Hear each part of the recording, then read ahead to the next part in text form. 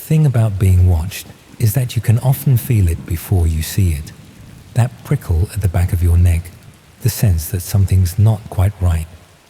I used to think that was just paranoia, the sort of thing people made up to make their boring lives feel more dramatic.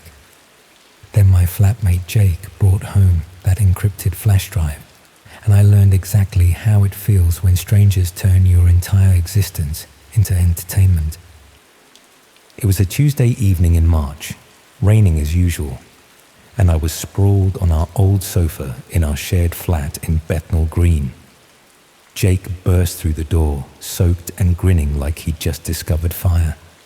He pulled this tiny USB stick from his jacket pocket, waving it about like it was the crown jewels.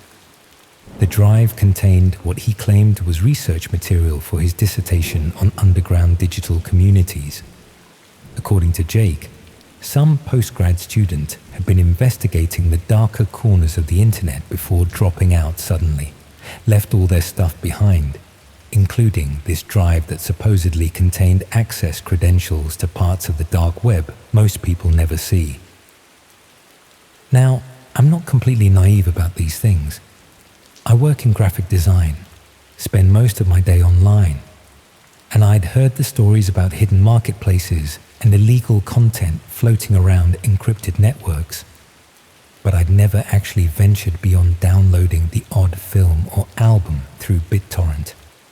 The dark web seemed like something for proper criminals or paranoid journalists, not ordinary people from East London. Jake was persistent though. He'd already downloaded Tor and was fumbling about with something called Tails, trying to get the whole anonymous browsing setup working on his ancient laptop.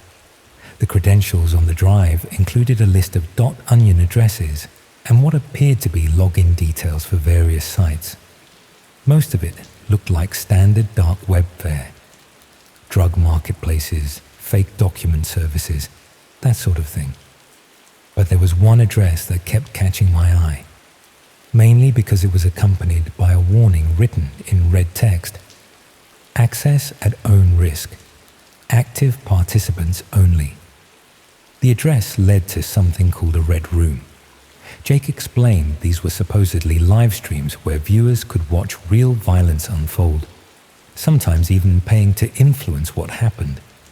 He insisted they were mostly urban legends, elaborate hoaxes designed to separate gullible punters from their cryptocurrency. But the way he kept glancing at that particular address suggested he wasn't entirely convinced. We spent the next hour setting up the security protocols. Multiple VPN connections, encrypted browsers, the works. Jake treated it like we were preparing for some covert military operation, rather than satisfying morbid curiosity. Looking back, maybe his paranoia wasn't entirely misplaced. The first few sites we visited were disappointingly mundane. Drug markets that looked like budget versions of Amazon, forums full of people arguing about encryption methods, and what appeared to be a surprisingly active community dedicated to reviewing different brands of tinfoil hats. The whole thing felt less like exploring the criminal underworld and more like browsing a particularly rubbish version of eBay. But then we found the Red Room. The site looked professional in a way that immediately set it apart. Clean interface, proper navigation, even what appeared to be customer service chat boxes. It was called the Viewing Room, and accessing it required both the credentials from Jake's drive and a payment of roughly £50 worth of Bitcoin. Jake had some cryptocurrency left over from a previous ill-advised investment in some dodgy altcoin, so we decided to take the plunge. What we found inside wasn't what either of us expected. The main page displayed a grid of thumbnail images, each representing a different stream. Most were dark or showed empty rooms, but 3 or 4 appeared to be active. Viewer counts ranged from a handful to several hundred. The interface allowed you to join streams as a passive observer or upgrade to what they called participant status for additional fees. Jake clicked on one of the active streams before I could stop him. The video quality was surprisingly good. We were looking at what appeared to be a small, windowless room with concrete walls. A single chair sat in the center, occupied by a person whose face was obscured by the camera angle. They appeared to be restrained, though the specifics weren't clear. A chat box ran alongside the video, filling with messages from anonymous viewers. The messages were what made my stomach drop. Viewers were making requests, offering payments for specific actions. The amounts being discussed weren't trivial. Hundreds of pounds for relatively minor things, thousands for more serious requests. And someone was apparently fulfilling these requests because the person in the chair would occasionally move or react in ways that corresponded to the chat messages. Jake and I sat there for maybe 10 minutes, not saying anything, just watching this unfold. The casual nature of it was what disturbed me most. Viewers chatted amongst themselves like they were watching a football match, debating techniques and comparing prices. Some seemed to be regulars, referencing previous streams and making recommendations to newcomers. That's when Jake noticed something that made both of us go cold. One of the usernames in the chat was posting comments that included specific details about our location. Not just London or even East London, but references to Bethnal Green, our street, even our building. The user seemed to know we were first-time viewers and was offering to arrange a private demonstration for educational purposes. We closed the laptop immediately. The next few days passed normally enough. I went to work, Jake attended his lectures, and we didn't discuss what we'd seen. But I found myself checking the locks on our flat more frequently, and I noticed Jake had started closing his bedroom curtains during the day. The email arrived on Friday. It came to my personal Gmail account, not an address I'd ever used for anything related to the dark web. The sender was listed as Viewing Room Services at Proton Mail, and the subject line simply read, "Thank you for your interest." The message was brief and professional. It thanked me for visiting their site and invited me to participate in an upcoming special broadcast. They mentioned that they'd identified me as someone with graphic design skills who might appreciate the artistic elements of their productions. The email included a Bitcoin address and instructions for making a deposit to secure what they called a front row seat. What made my blood freeze was the final paragraph. It mentioned that they'd noticed I lived in a ground floor flat with easy access through the kitchen window, and suggested that if I wasn't interested in viewing their content, perhaps I'd be interested in starring in it. I showed Jake the email, and his face went white. He'd received something similar, though he's focused on his film studies background, and suggested he might want to document the experience from the inside. We decided to ignore the messages and hope they'd lose interest, delete the emails, wipe Jake's laptop, pretend the whole thing had never happened. But the messages kept coming. Not just emails now, but text to my mobile number. WhatsApp messages with photos of our building taken from across the street. Someone had even slipped a printed note under our front door, written in the same professional tone as the emails, but with increasingly specific details about our daily routines. They knew when I left for work each morning, what time Jake usually returned from university, which takeaways we ordered from and how often. Someone was watching us, documenting our lives with the same casual attention to detail I'd seen in that chat room. The breaking point came when Jake found a small camera mounted on the lamppost outside our building. It wasn't a council CCTV camera or anything official, just a small device pointed directly at our windows. Jake climbed up and removed it, but we both knew that if they'd put up one camera, there were probably others.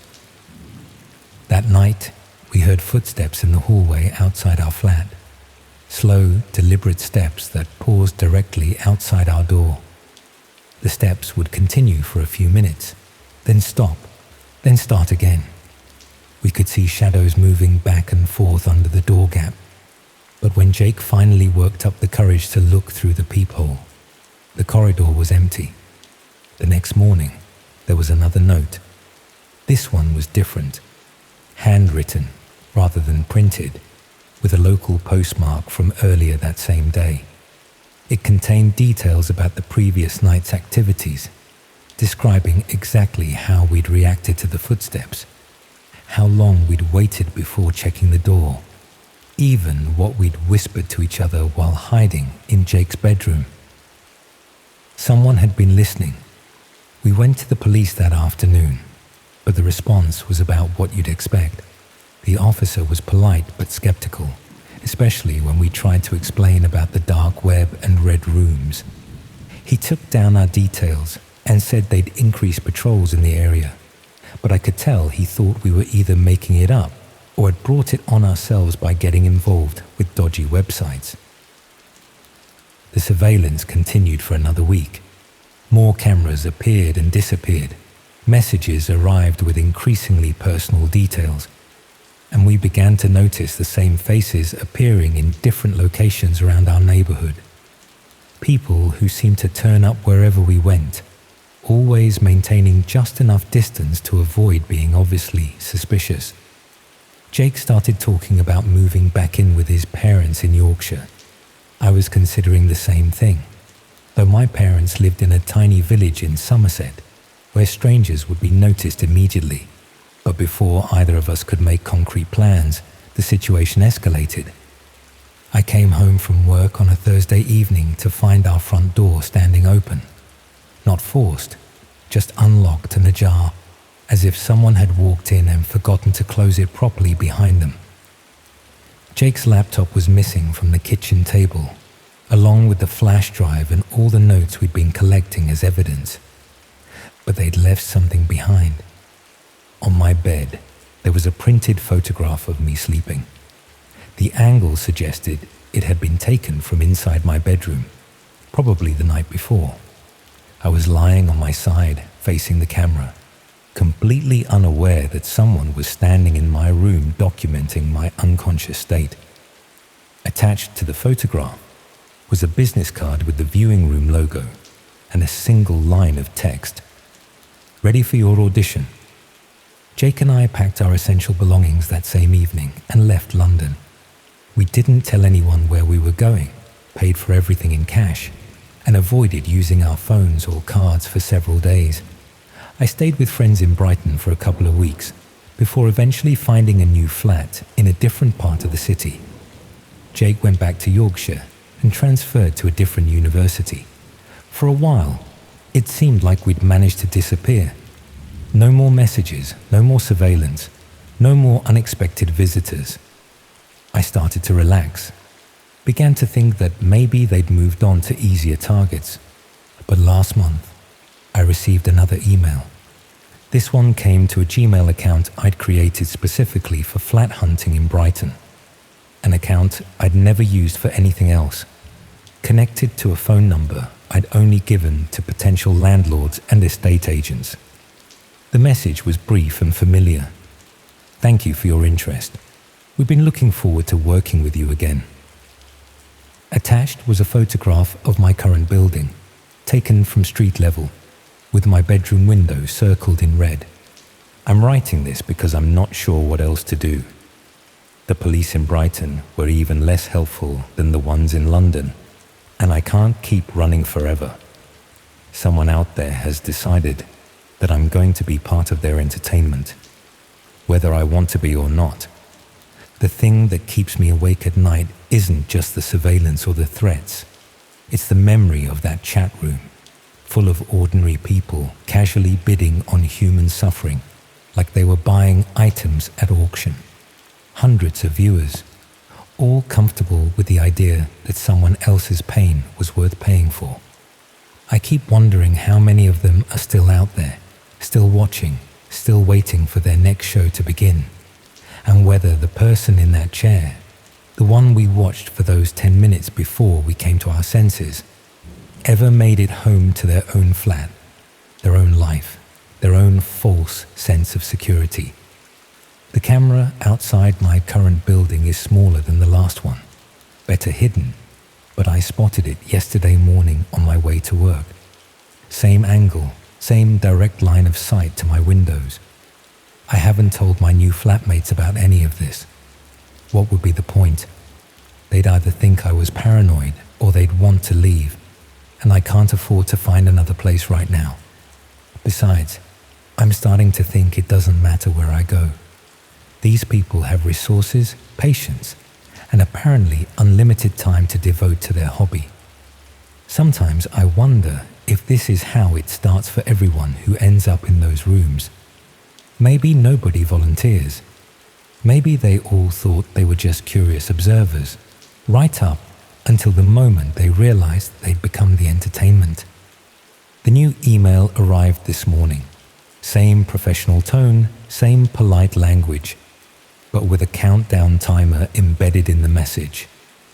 72 hours until what they're calling my premiere performance. I'm not going to run this time. There's nowhere left to go, and I'm tired of looking over my shoulder. But I wanted to write this down, get it recorded somewhere, just in case. Maybe someone will read it and think twice before clicking on that suspicious link or plugging in that mysterious USB drive.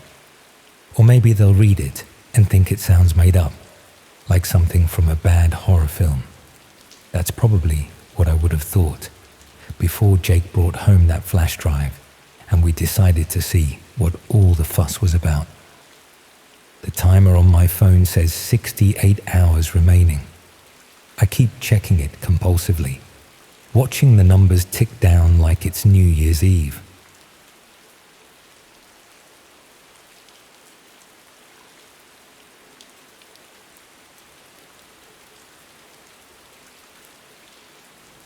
Do you remember when you were younger and life was simpler? When the worst thing that could happen during a sleepover was your mate's mum finding the magazines you'd hidden under the mattress, or getting caught sneaking downstairs to watch something you weren't supposed to see on late-night television. Those innocent transgressions feel almost quaint now, knowing what I know about what some people actually watch when the lights go out. I was 23 when it happened, working as a trainee accountant in Birmingham and living in a shared house with 3 other guys. There was nothing glamorous about any of it. We split the bills 4 ways, took turns buying toilet roll, and spent most evenings playing games or arguing about whose turn it was to clean the kitchen. The sort of mundane existence that millions of people live without anything particularly interesting ever happening to them. My housemate Jake had always been the tech-savvy one among us. Not in a professional way, just the kind of person who knew how to fix your laptop when it started running slowly, or how to stream films that weren't available on Netflix yet. He'd spent hours on forums discussing privacy software and online security, the sort of conversations that made the rest of us glaze over and reach for our phones. The change in his behavior started gradually. He'd always been a bit antisocial, preferring his computer to actual human interaction. But this was different. He stopped joining us for meals, barely acknowledged us when we passed in the hallway, and we'd hear him moving around his room at strange hours. 2 in the morning, 4, sometimes just before dawn. Something about the way he looked at us changed too, like he was seeing us differently, evaluating us in a way that made casual conversation feel uncomfortable. The sounds were what first made me properly notice something was off. Not just the usual keyboard clicking and mouse movements you'd expect from someone browsing the internet, but irregular patterns, long periods of complete silence, then sudden bursts of activity. Sometimes we'd hear what sounded like muffled conversations, though we never saw anyone visiting his room. I mentioned it to the others, but they weren't particularly concerned. University houses are always full of odd noises and strange schedules. Still, we found ourselves unconsciously avoiding his part of the house, taking longer routes to the kitchen or bathroom to avoid walking past his door. None of us talked about it explicitly, but there was a shared sense that something felt off about being near his space. The first real warning sign came when I bumped into him in the kitchen one morning around 6. He looked terrible, pale, unshaven, with dark circles under his eyes that suggested he hadn't slept properly in days. When I asked if he was all right, he just stared at me for several seconds before mumbling something about work stress and disappearing back upstairs. Work stress seemed unlikely, given that he worked part-time at a local computer repair shop and had never shown any particular ambition or pressure about his career. But people deal with things differently, and it wasn't really my place to pry into his personal problems. We weren't close friends, just housemates sharing expenses and common areas. The electricity bills started arriving higher than usual around the same time. Not dramatically higher, but enough for us to notice when we were splitting costs 4 ways. When we asked about it, he claimed his computer had been running more intensive software for some freelance projects. Again, nothing that seemed worth arguing about, though it did add to the general sense that something had changed. His room began to smell different as well. Not unpleasant exactly, but stale and closed off, like air that hadn't been properly circulated for weeks. The few times his door was open when I passed, I caught glimpses of thick sheets hung over the windows and the glow of screens arranged at odd angles, creating shadows that seemed deliberately designed to obscure what was actually happening in there. There were cables everywhere, trailing across the floor in patterns that suggested something more complex than a simple computer setup. We started hearing voices from his room more regularly, always muffled, always unclear, but definitely not just him. Sometimes it sounded like multiple people talking at once. Other times, like single voices giving instructions or making requests. The conversations never seemed to follow normal patterns. No back and forth exchanges, no laughter. Just these odd, disjointed fragments of speech. The internet connection throughout the house became increasingly unreliable. Pages would load slowly, streaming services would buffer constantly, and online games would lag to the point of being unplayable.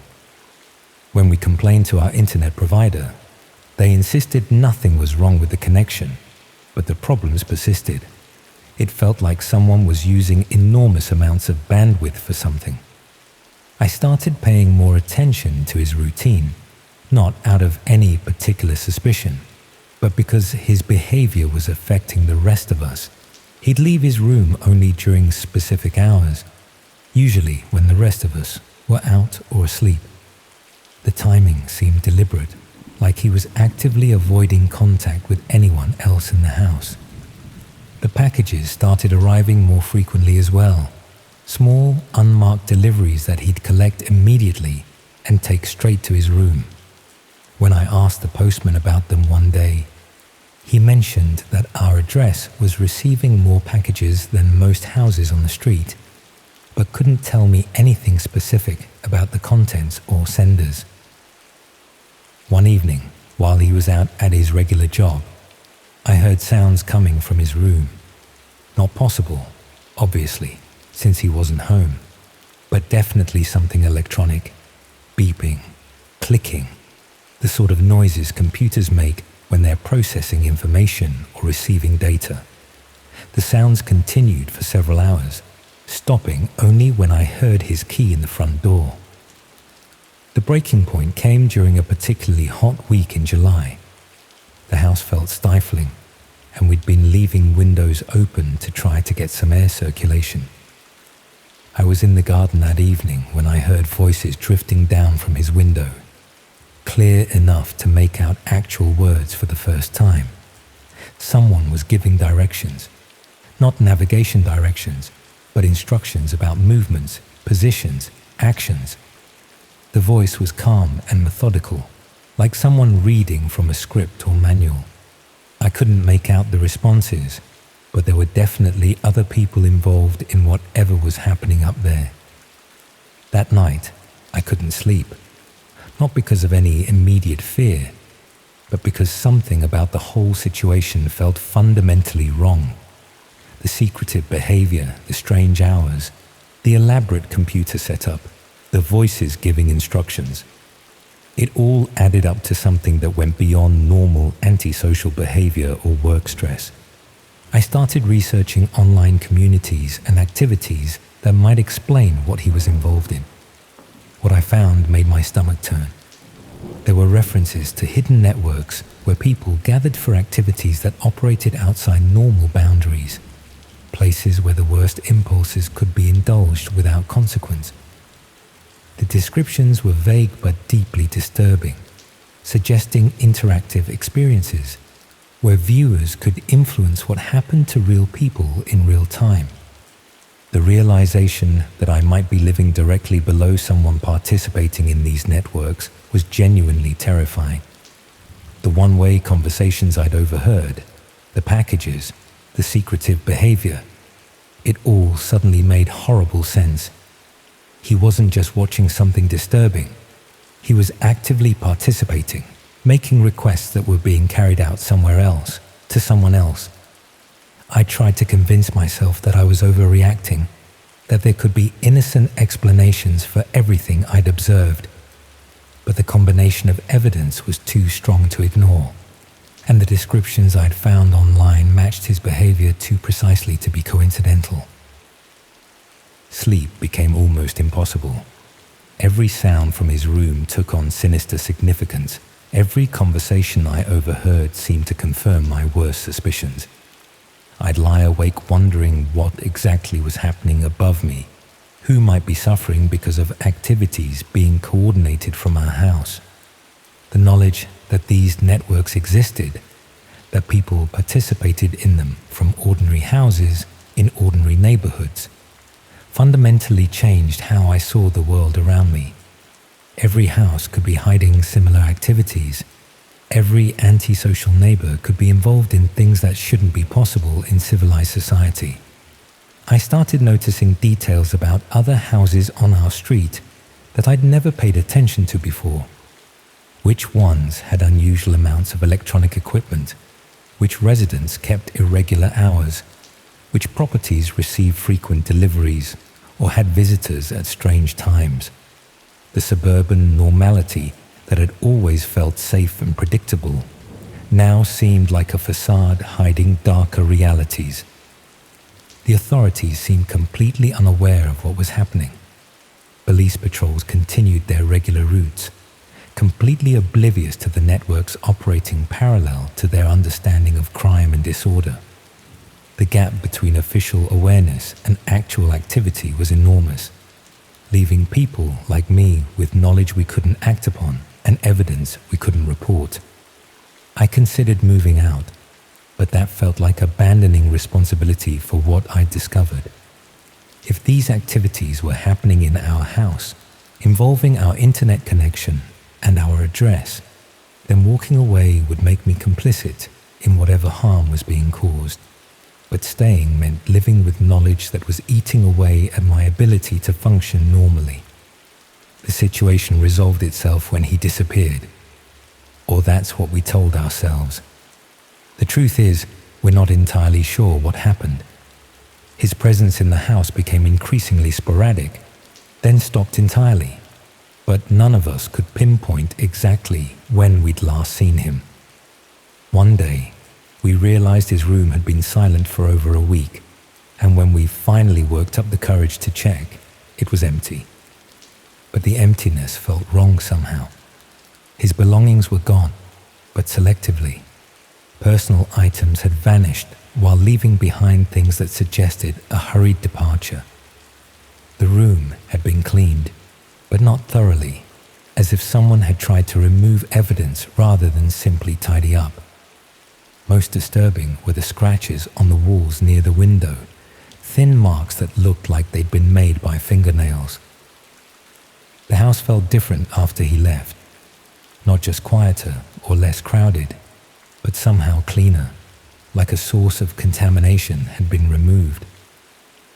The internet connection returned to normal. The electricity bills dropped back to reasonable levels, and the strange packages stopped arriving. Life returned to the mundane routine that had existed before. But the knowledge remained. Understanding that these networks exist, that ordinary people participate in extraordinary cruelty, that such activities happen in normal houses, in normal neighborhoods. The innocent world I'd lived in before had been permanently damaged by what I'd learned.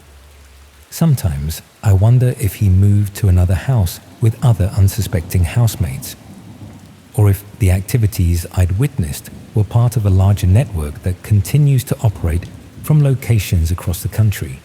The infrastructure exists, the participants are out there, and the demand for such content apparently continues to grow. I still live in shared houses, still split bills and argue about cleaning rotas, and wonder about my housemates' odd behaviors. But now I pay attention to different details, notice different patterns, and ask different questions about the sounds that come from other people's rooms after midnight.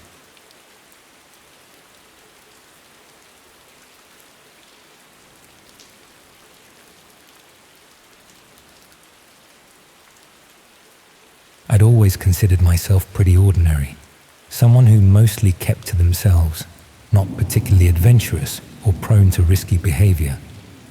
My daily routine was predictable.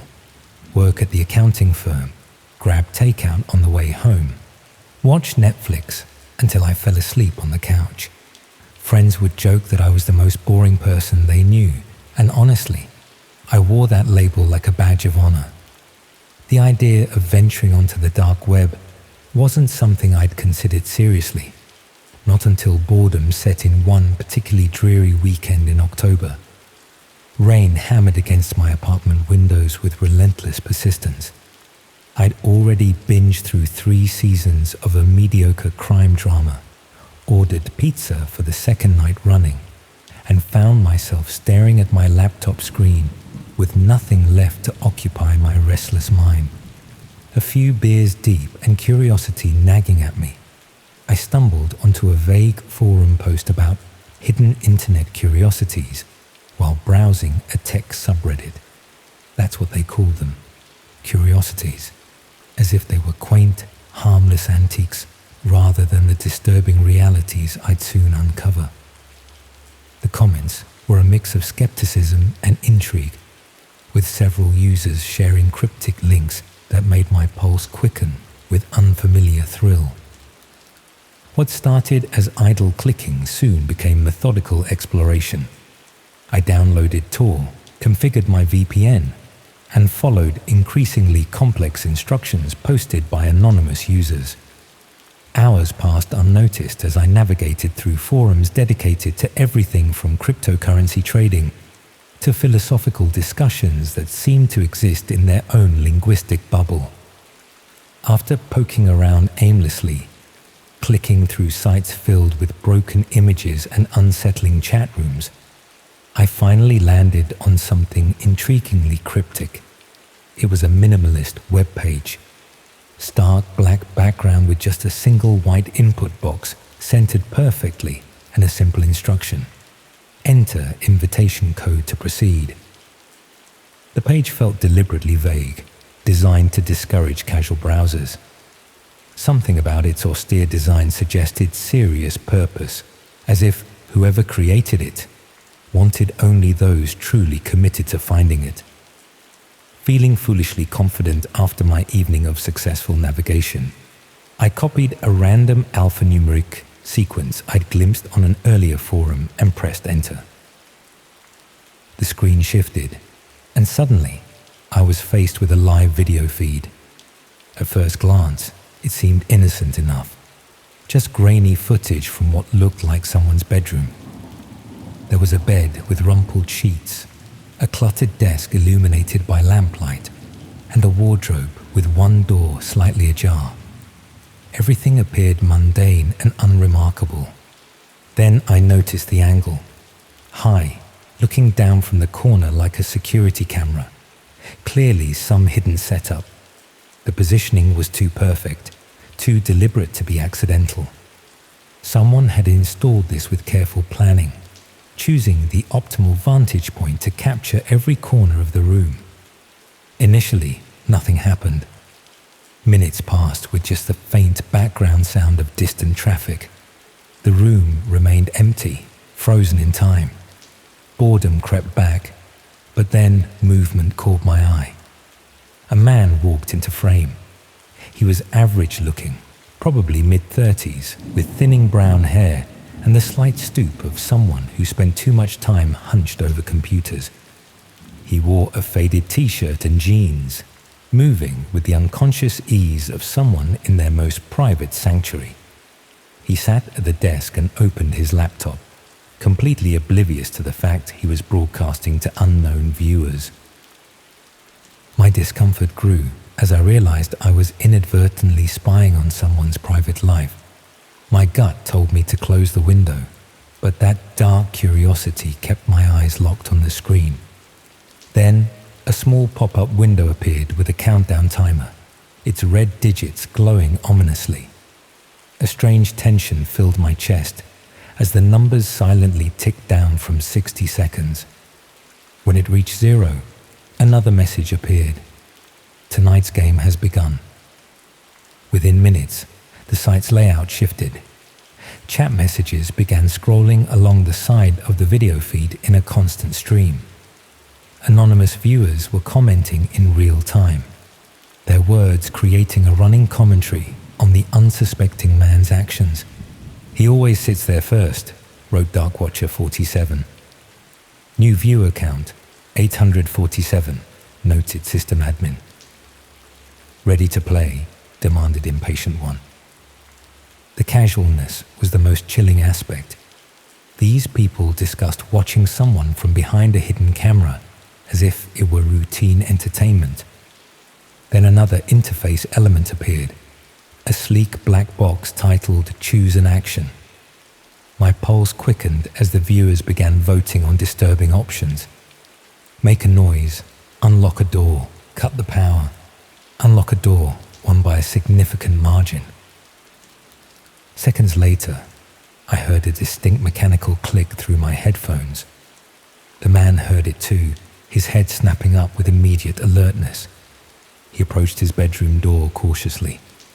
When he tested the handle, it swung open freely, a door that had presumably been locked moments before. His confusion morphed into fear as he stepped into the hallway, checking around urgently before returning, visibly shaken. He tried to focus on his laptop, but kept glancing nervously at the door. The chat rejoiced. Another vote appeared. Knock loudly. Flicker lights. Call his phone. Knock loudly was chosen swiftly. 3 sharp, deliberate knocks echoed through the speakers. The man jumped up, now visibly terrified, moving frantically around his apartment, checking windows and locks with desperate precision. But then something unexpected happened. Instead of another vote, a single message appeared in the chat from system admin. Special viewer milestone reached, unlocking premium features. The interface changed completely. New options appeared that made my blood freeze. Release the photos, send the message, activate sleeper. The chat exploded with excitement. These weren't random pranks. This was systematic, organized, personal. Someone had been preparing for this moment, building towards something far worse than harassment. Send the message, won overwhelmingly. The man's laptop screen suddenly blazed with light. His face went white as he read whatever had appeared there. Then he began shaking his head, backing away from the desk, as if the computer had become dangerous. He grabbed his phone with trembling hands, dialing frantically. "Please," he said into the phone, his voice breaking through the audio feed. "You said you'd leave me alone if I..." The line went dead, He stared at the phone in horror, then at his laptop screen. Whatever he saw there made him sink into his chair, defeated. For the first time, he looked directly up at the camera, as if he'd always known it was there. "I can't," he whispered to the lens. "Not again." The chat went silent. Then came the final vote, with only one option: consequences. I watched in absolute horror as the live feed split into multiple views. The bedroom camera, a hallway camera I hadn't seen before, and what looked like feeds from outside his building. This wasn't random voyeurism. It was a carefully orchestrated trap that had been closing around him for who knows how long. The man sat frozen, staring at his laptop screen. On my screen, a countdown appeared, 000500, and ticking down. Then, without warning, my screen went black. A single line of text appeared. "Session ended. Welcome to the Watchers." My browser closed itself. My laptop shut down completely. In the darkness of my apartment, I realized the rain had stopped, but I could hear something else now. Footsteps in the hallway outside my door. 3 deliberate knocks echoed through my apartment, and I understood with perfect clarity that I had never been watching at all.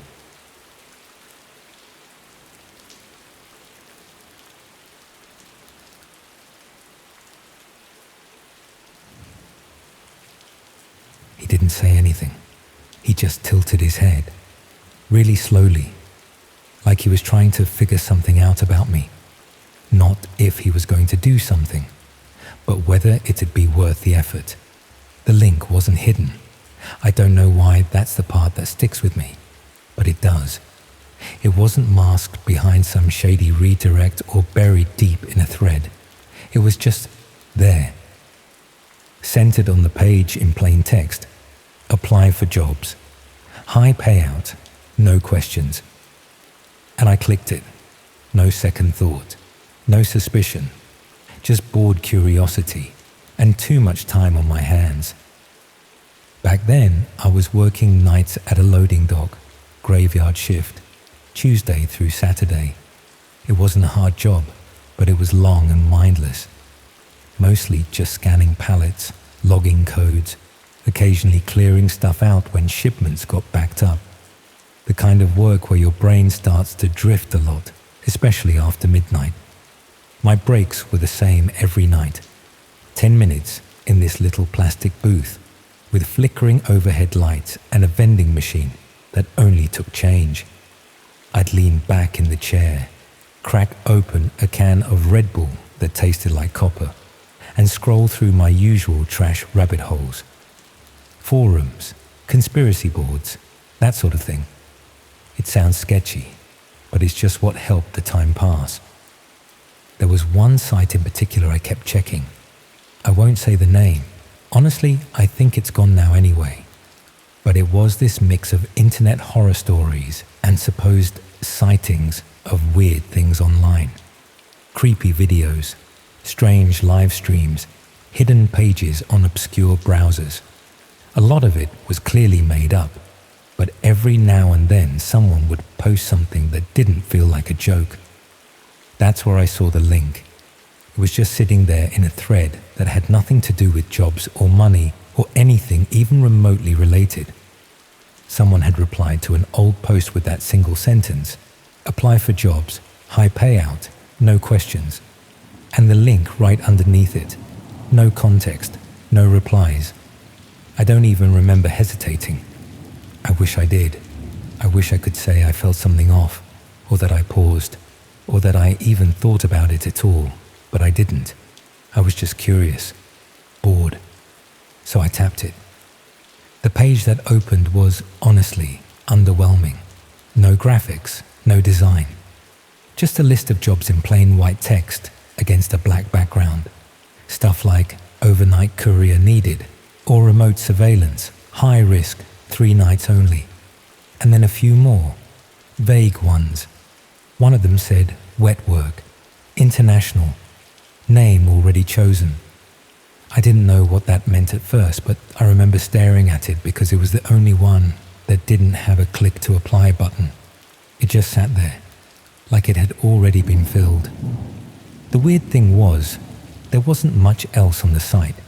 No about page, no links to other forums, just a handful of jobs and a single message box at the bottom right corner, like one of those live chat things customer support uses. I don't even know how long I was staring at it when a message popped up. I didn't type anything. I hadn't even touched the keyboard. It just appeared. One sentence. I don't want to say what it said exactly, but it was direct, personal. Like whoever it was thought I was logging in to do something, not just look around. I closed everything immediately, like browser, tabs, apps, all of it. I even shut the whole phone off, which I never do. My hands were a bit shaky. My mouth was dry.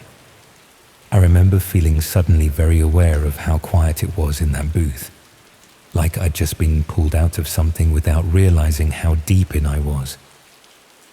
The rest of the night passed in a kind of haze. I kept trying to tell myself it was nothing, probably a bot or someone screwing around. But when my shift ended and I walked to my car, I saw something that snapped me out of it fast. There was a napkin tucked under my windshield wiper. Not a receipt or a flyer, just a neatly folded napkin. White, unbranded. Inside, written in what looked like permanent marker, was one word. One word I'm not going to repeat. I just sat there in the driver's seat for a while, engine off, staring at the dash. I kept thinking, maybe it was a coincidence. Maybe someone thought my car was someone else's. But that doesn't even make sense when I say it out loud. It was too specific. I didn't go home right away. I parked behind a pharmacy a few blocks away and just sat there for a while. My phone was still off. I didn't want to turn it back on. I was scared it'd buzz again. For the next couple of days, things were off. It's hard to describe. It's not like someone was obviously following me or anything. It was more like something had shifted. My mailbox kept getting flyers with the wrong name. Junk mail addressed to someone I'd never heard of. Same building, same unit number, just a different name.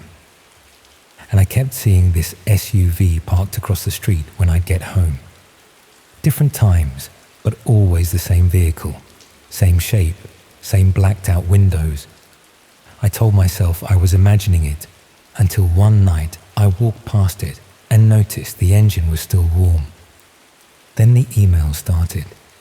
At first I thought it was spam, but they weren't spam. They were blank, just subject lines. They said things like, "You're not moving fast enough," or "He's watching," or "Answer the door." I ignored all of them until the last one. That one said to answer the door.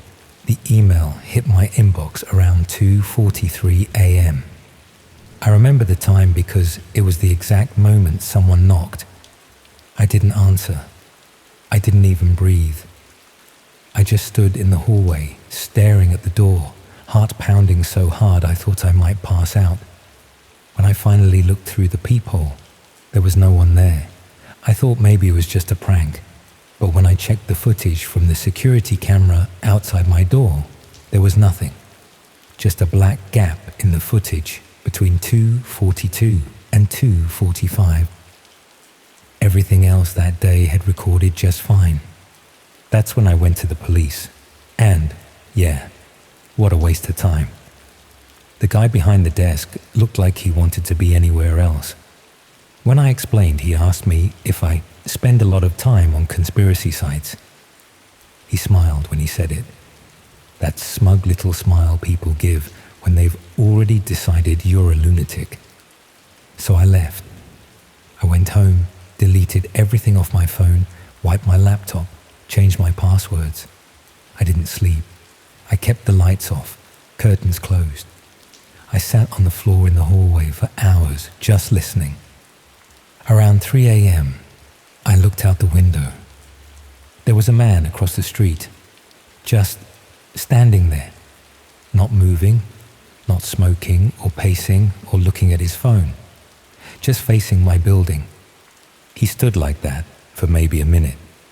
I blinked, and he was gone. That was it for me. I grabbed a bag, packed what I could, and decided to leave town. I didn't know where I was going. I just needed to go. I took the stairs because the elevator was slow and loud and felt like a trap. But when I hit the second floor landing, I stopped. There was someone sitting there, cross-legged, still, facing the wall. At first, I didn't even realize he was a person. He didn't react when I came down the stairs. He didn't move at all. Then slowly, he stood up. He didn't say anything threatening. He didn't have a weapon. He just looked at me, calm and bored, almost, like this whole thing had dragged on too long. And then he said something that made my skin go cold. He thought I was the target, that I was the job. I don't remember how I got outside. I don't remember running. I just remember that sick feeling in my gut, like my stomach was being crushed from the inside. I didn't go back. I didn't even stop to get gas. I drove until my phone died, and I couldn't keep my eyes open anymore. Then I crashed at a friend's place 2 towns over. I gave her some half-truth about being stalked. She didn't press me for details. She just gave me a blanket and let me sleep on her couch. The email stopped after that. I stopped seeing the SUV. No more knocks, no more blank messages. But I still think about that man. I think about what he said and how calm he was, how certain. I didn't accept the job, but that didn't matter because someone else did.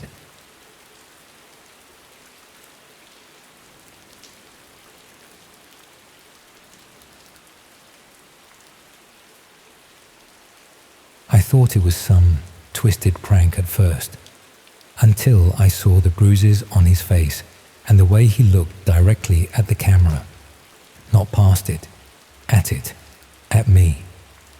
I didn't even want to click the link, but he pushed for it. He said, "What's the worst that could happen?" I should have pushed back harder, said no, or just left. But I didn't. And now I see his face every time I close my eyes. I'd never really clicked with anyone like him before. Callum had this dry, brutal sense of humor, the kind where you're not sure if he's joking or just being a dick until he smirks. We met through this niche Discord server for analog horror fans, ended up on the same voice chat one night, stayed up till 3 a.m. talking about everything from cursed YouTube videos to those weird VHS RGs no one finishes. It turned out we lived 1 town apart, about 20 minutes by train. After that, it wasn't just online anymore. We'd hang out, get takeaway, crash at each other's places. He always had something playing on his second monitor, usually unsettling internet rabbit holes or weird live streams from countries neither of us could pronounce. I quite liked the chaos, to be honest. He made everything feel more intense, more alive. But that edge, I didn't realize how real it would get. The last time I saw him was a Thursday. We were meant to meet up Saturday. He was supposed to help me move some furniture, but he ghosted. At first, I assumed hangover, or maybe he'd just forgotten. But then Sunday passed, then Monday. I went by his flat after work. Lights were off, curtains drawn, door locked. But outside there were 4 Uber Eats bags, one of them half split open, ice cream melted through the bottom. I reported him missing Tuesday morning. The woman at the desk in the police station barely looked up, scribbled his name down, nodded like it was routine, like he was routine, said they'd log it and send someone round if anything came up. That night, I couldn't sleep. I kept thinking about one of those bags of food, how the receipt had the wrong name. J something, not Callum, not even close.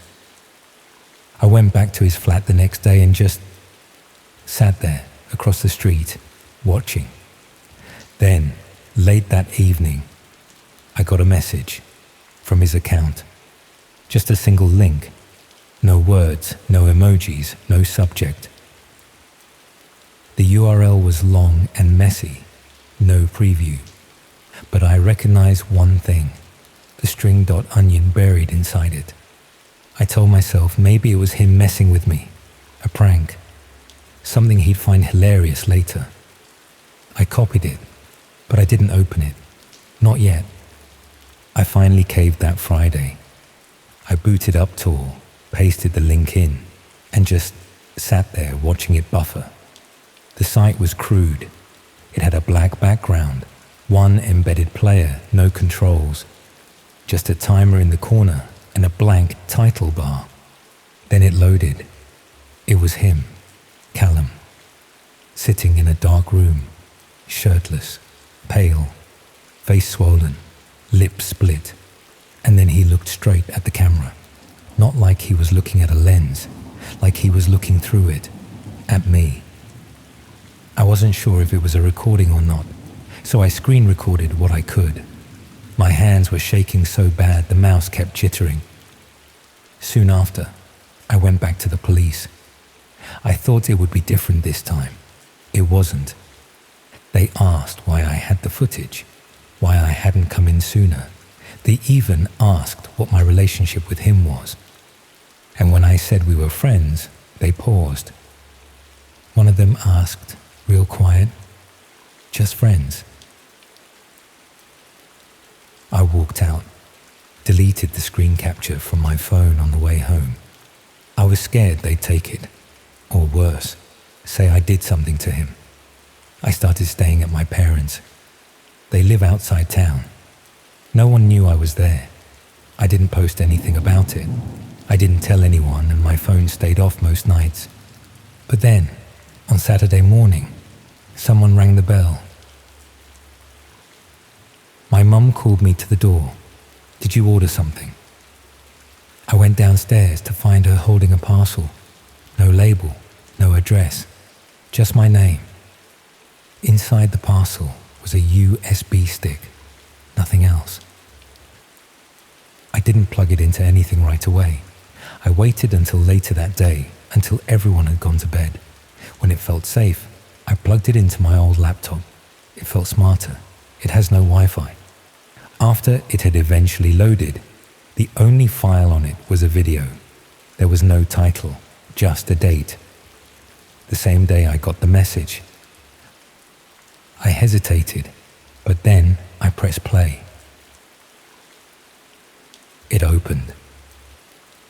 It was me, sitting at my desk, staring at my monitor, typing. I didn't even remember that moment, but it was definitely me. I had the same clothes I usually wore at home, and the angle. Someone had been in the flat across from mine, filming me, watching me. Then the camera cut, and I saw him again. Callum. He was on his knees, shaking. Behind him, there was a plastic sheet, a roll of duct tape, and something metallic, glinting. He tried to speak. His lips moved, but there was no sound. Then I saw it. A hand, just the edge of one, came into frame. And everything after that I should have looked away. I should have closed it, but I didn't. I couldn't. The moment he stopped breathing, the stream cut out. Back to black. They never found him. The police closed the case 2 weeks later. They declared it an unsubstantiated report, whatever that means. I wiped my old drives, burned the USB and switched phones. I'm not sure how much good it'll do. You don't have to listen to me. I realize I'm just a stranger to you, but if you ever get sent a Red Room link, even as a joke, don't click it. Just don't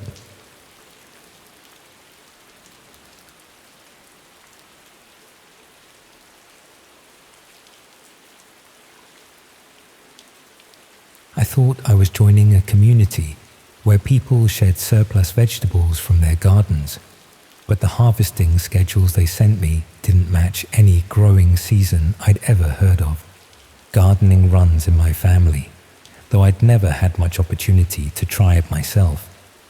Where I grew up in Birmingham, we had a terrace with a tiny back garden, which meant our attempts at growing anything were limited to a few herbs in pots and maybe some tomatoes, if we were lucky. But my gran had always kept an allotment and talked endlessly about the satisfaction of growing your own food. When I moved to Leeds for university and ended up in a shared house with a proper back garden, I finally had the chance to try growing vegetables. Nothing ambitious, just basic stuff that would be useful for cooking and might help reduce my food bills. The problem was that I had no idea what I was doing. Despite my grand stories, I'd never actually learned the practical side of gardening. I knew plants needed water and soil, but beyond that, I was completely clueless about timing, spacing, fertilizing, or any of the details that separate successful gardeners from people who kill everything they touch. That's when I discovered online gardening communities where experienced growers shared advice with beginners and helped each other solve problems with pests, diseases, and failed crops. I found a platform called GrowShare that specialized in connecting people who wanted to learn gardening with experienced growers who were willing to mentor newcomers. The concept was simple. Beginners could access detailed growing guides and personalized advice, while experienced gardeners could share their knowledge and sometimes exchange surplus produce with people in their local area. The community seemed perfect for someone in my situation. Detailed planting calendars, troubleshooting guides for common problems, and a mentorship system that matched new gardeners with experienced growers who could provide ongoing support throughout the growing season. I was paired with a mentor called Tom, who claimed to have been growing vegetables for over 20 years and specialized in helping university students establish productive gardens in small urban spaces. His profile showed impressive photographs of abundant harvests and detailed knowledge of growing techniques suited to the Yorkshire climate. Tom's advice was comprehensive and specific. He provided detailed schedules for when to plant different crops, what varieties would work best in my garden conditions, and step-by-step instructions for preparing soil and caring for plants throughout their growing cycles. But some of his recommendations seemed unusual for someone supposedly focused on helping beginners grow food for personal consumption. Tom encouraged me to plant much larger quantities of certain vegetables than I could possibly use, even accounting for sharing with flatmates or preserving surplus harvest. When I mentioned that the recommended plantings seemed excessive for household consumption, he explained that successful gardening required planning for crop failures and that surplus produce could always be shared with other community members. He also recommended specific varieties that were described as particularly vigorous or high-yielding, but when I researched them through normal gardening sources, I found limited information and no obvious advantages over standard varieties available through mainstream suppliers. Most concerning were Tom's detailed questions about my garden's privacy, security, and accessibility. He wanted to know whether neighbors could see into the growing area, if there were any security cameras nearby, and how easily someone could access the garden without being observed. When I asked why these security considerations were relevant to growing vegetables, Tom explained that valuable crops sometimes attracted theft and that successful gardeners needed to protect their investments from people who might help themselves to produce they hadn't worked to grow. As the growing season progressed, Tom's advice became increasingly focused on cultivation techniques that seemed designed for commercial rather than domestic production. Instructions for maximizing yields through intensive planting and aggressive fertilization that would produce much more food than any household could reasonably consume. Recommendations for varieties that required specialized harvesting and processing methods not typically used for vegetables intended for immediate consumption. Tom also began providing detailed schedules for harvesting that didn't correspond to normal ripening patterns for the crops I was growing. Some vegetables were supposed to be harvested while still clearly unripe, while others were left much longer than would be normal for food production. When I questioned these unusual harvesting instructions, Tom emphasized the importance of following experienced guidance rather than relying on general information that might not be suitable for the specific varieties and growing conditions he'd recommended. But the harvesting schedules he provided seemed designed to optimize the production of materials other than food. Timing that would maximize certain chemical compounds in plants rather than their nutritional value or taste. I started researching the specific varieties Tom had recommended and found that several had properties that made them useful for purposes other than cooking. Some contained higher levels of compounds that could be extracted and processed for pharmaceutical or industrial uses. Others had characteristics that made them valuable for producing substances that weren't related to nutrition at all. I realized that Tom wasn't helping me learn to grow food. He was using my garden space and labor to cultivate crops that could be processed into materials for illegal drug production or other criminal activities. The detailed security questions weren't about protecting vegetables from theft. They were about assessing whether my garden could be used for an illegal cultivation without attracting attention from neighbors or law enforcement. The excessive planting quantities and specialized varieties were designed to produce raw materials that would be harvested and processed by people with expertise in extracting valuable compounds from plants that appeared to be normal vegetables. I was unknowingly providing agricultural services for a drug production operation, while thinking I was learning to grow food for personal consumption. But by the time I understood what was happening, I'd already planted and tended crops according to Tom's detailed instructions. If law enforcement discovered the specialized varieties growing in my garden, I would appear to be deliberately cultivating plants for illegal drug production. When I tried to contact Tom to express concerns about the unusual growing recommendations, I found that his profile had been deleted and the contact information I'd been using was no longer active. The mentorship program had disappeared, leaving me with a garden full of suspicious plants and no way to verify their intended purpose or prove that I'd been deceived about their nature. I attempted to research the other mentors and participants in the GrowShare community, hoping to understand whether other people had experienced similar recruitment for unwitting agricultural support of illegal operations.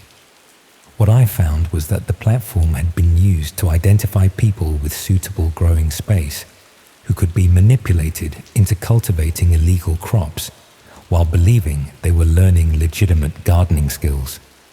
The community specifically targeted university students and other young people who had access to private garden space but lacked experience to recognize unusual cultivation requirements or question guidance from supposed experts. The detailed growing instructions and specialized varieties were designed to produce maximum yields of materials that could be processed into illegal drugs, with the cultivation distributed across multiple small gardens to avoid the concentrated activity that might attract law enforcement attention. I was part of a systematic operation that used gardening education as cover for recruiting unwitting accomplices in illegal drug production, with each participant responsible for a small portion of the overall cultivation while remaining unaware of the criminal purpose. The agricultural skills I'd wanted to learn as a way to save money and connect with family traditions had instead made me an accessory to serious drug-related crimes. But extracting myself from the situation wasn't straightforward. The suspicious plants were already established in my garden, and removing them suddenly might create more problems than leaving them to complete their growing cycle. If neighbors or landlords noticed unusual activity in the garden, or if law enforcement became interested in the property for any reason, the specialized crops would be difficult to explain as innocent gardening mistakes. Meanwhile, the GrowShare platform continued operating under different names and with modified approaches, continuing to recruit new gardeners who would unknowingly provide agricultural support for illegal operations. People seeking to learn sustainable food production were being systematically exploited by criminals who understood that gardening communities provided perfect cover for distributing illegal cultivation across multiple locations. The legitimate educational content and community support made it nearly impossible for participants to recognize that they were being recruited for criminal activities rather than receiving genuine gardening instruction. I never harvested the crops that Tom had recommended, instead allowing them to die back naturally while trying to establish normal vegetables in other areas of the garden. But I remain concerned about the possibility that law enforcement might eventually investigate the drug production operation and discover evidence of the specialized cultivation that had taken place in gardens across Leeds and other university cities. 3 months after the growing season ended, someone broke into the garden during the night and carefully excavated specific areas where Tom's recommended plants had been growing, removing not just any remaining plant material, but several inches of soil that might have contained residual traces of what had been cultivated there.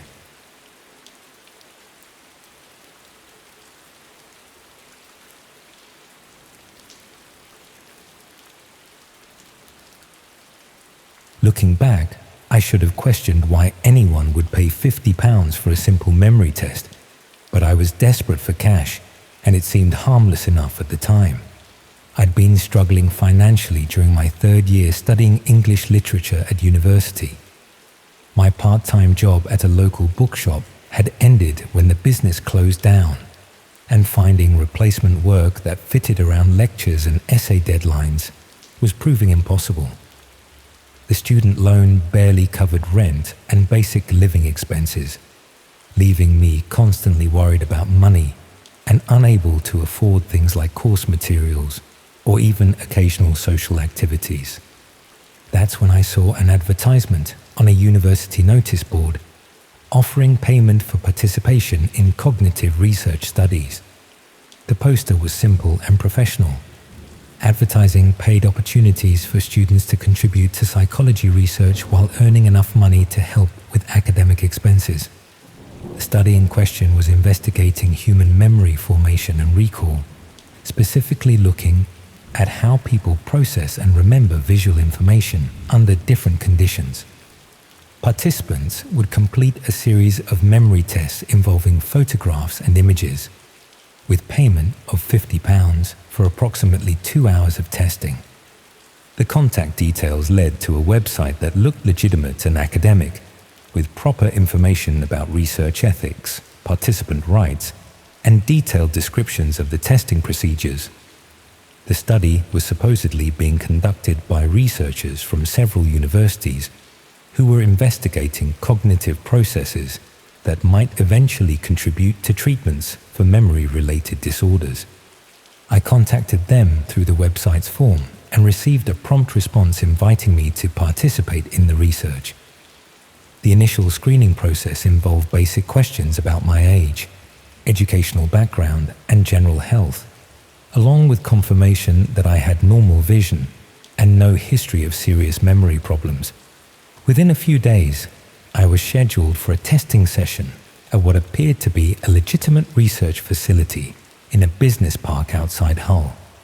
The location was professional and well-equipped, with proper reception areas and testing rooms that looked exactly like what you'd expect from a university psychology department.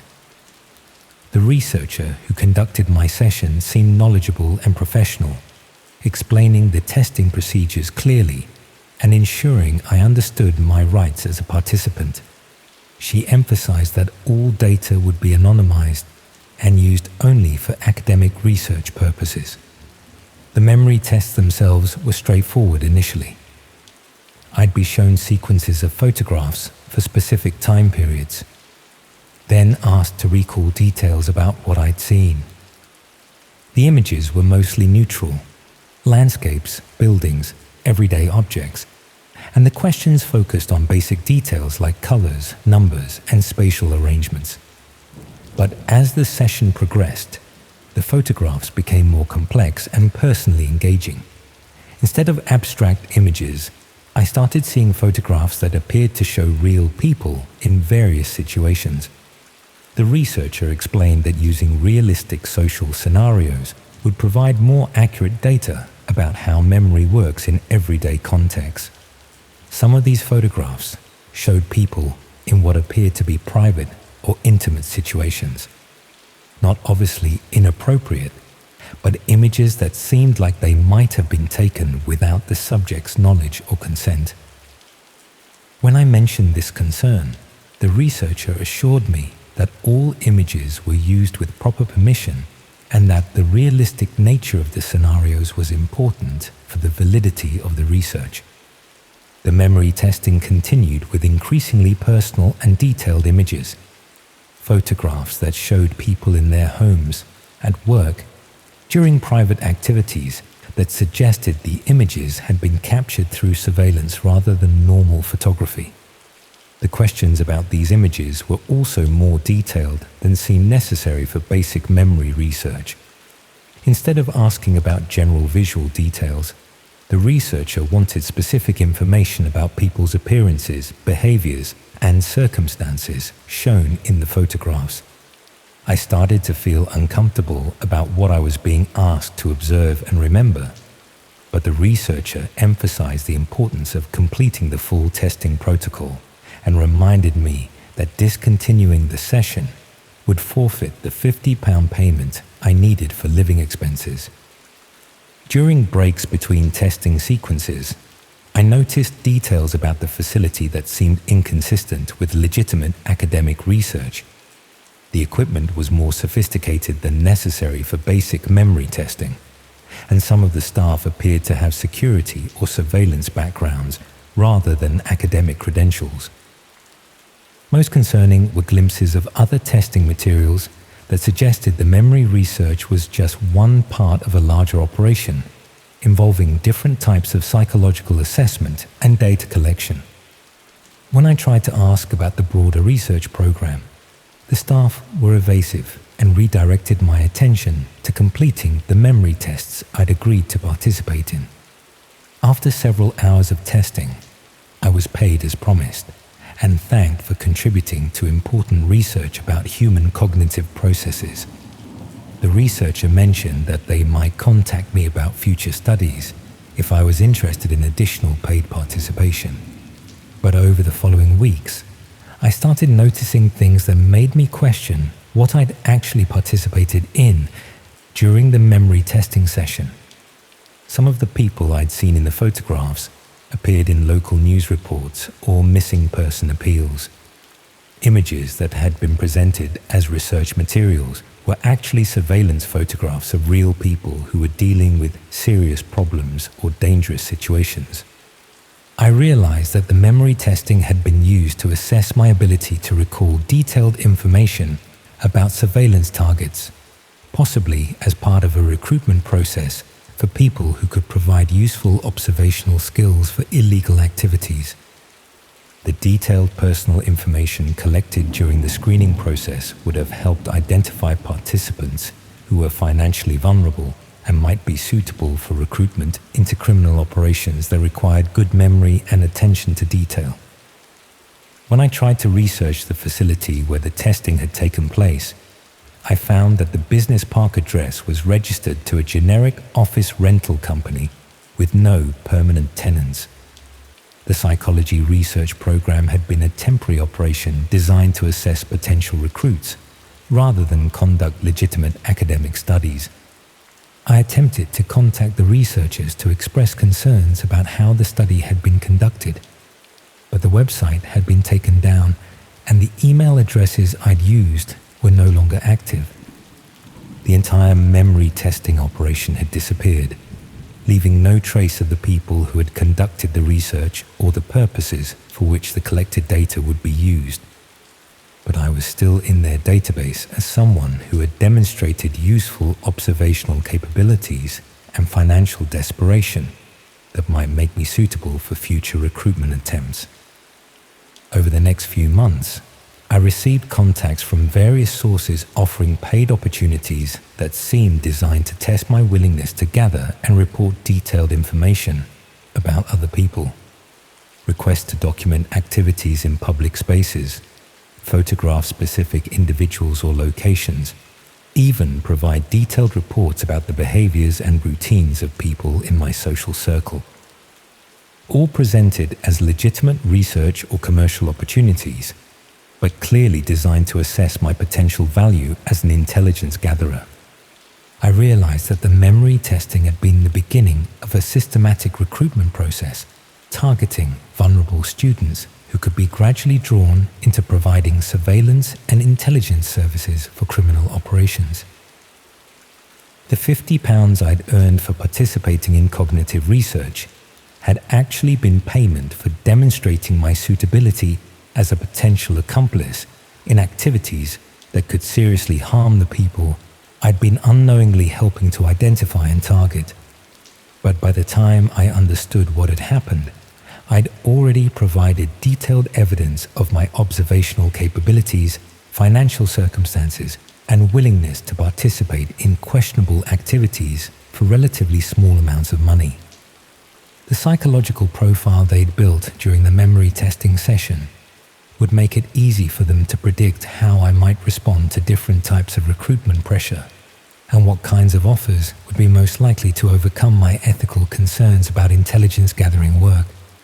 When I tried to research other students who might have participated in similar memory testing studies, I found that most were reluctant to discuss their experiences or claimed not to remember details about the research they'd contributed to. Either they'd been convinced to maintain confidentiality about their participation, or the memory testing had included techniques designed to make participants less likely to recall or question the true nature of what they'd experienced. The recruitment operation was probably systematic and ongoing, targeting financially desperate students across multiple universities and gradually building a network of people who could provide surveillance and intelligence services without fully understanding how their observations would be used. I never participated in any follow-up research or accepted the additional paid opportunities that continued to be offered through various channels, but I remain concerned about how the detailed psychological and observational data collected during the memory testing might eventually be used.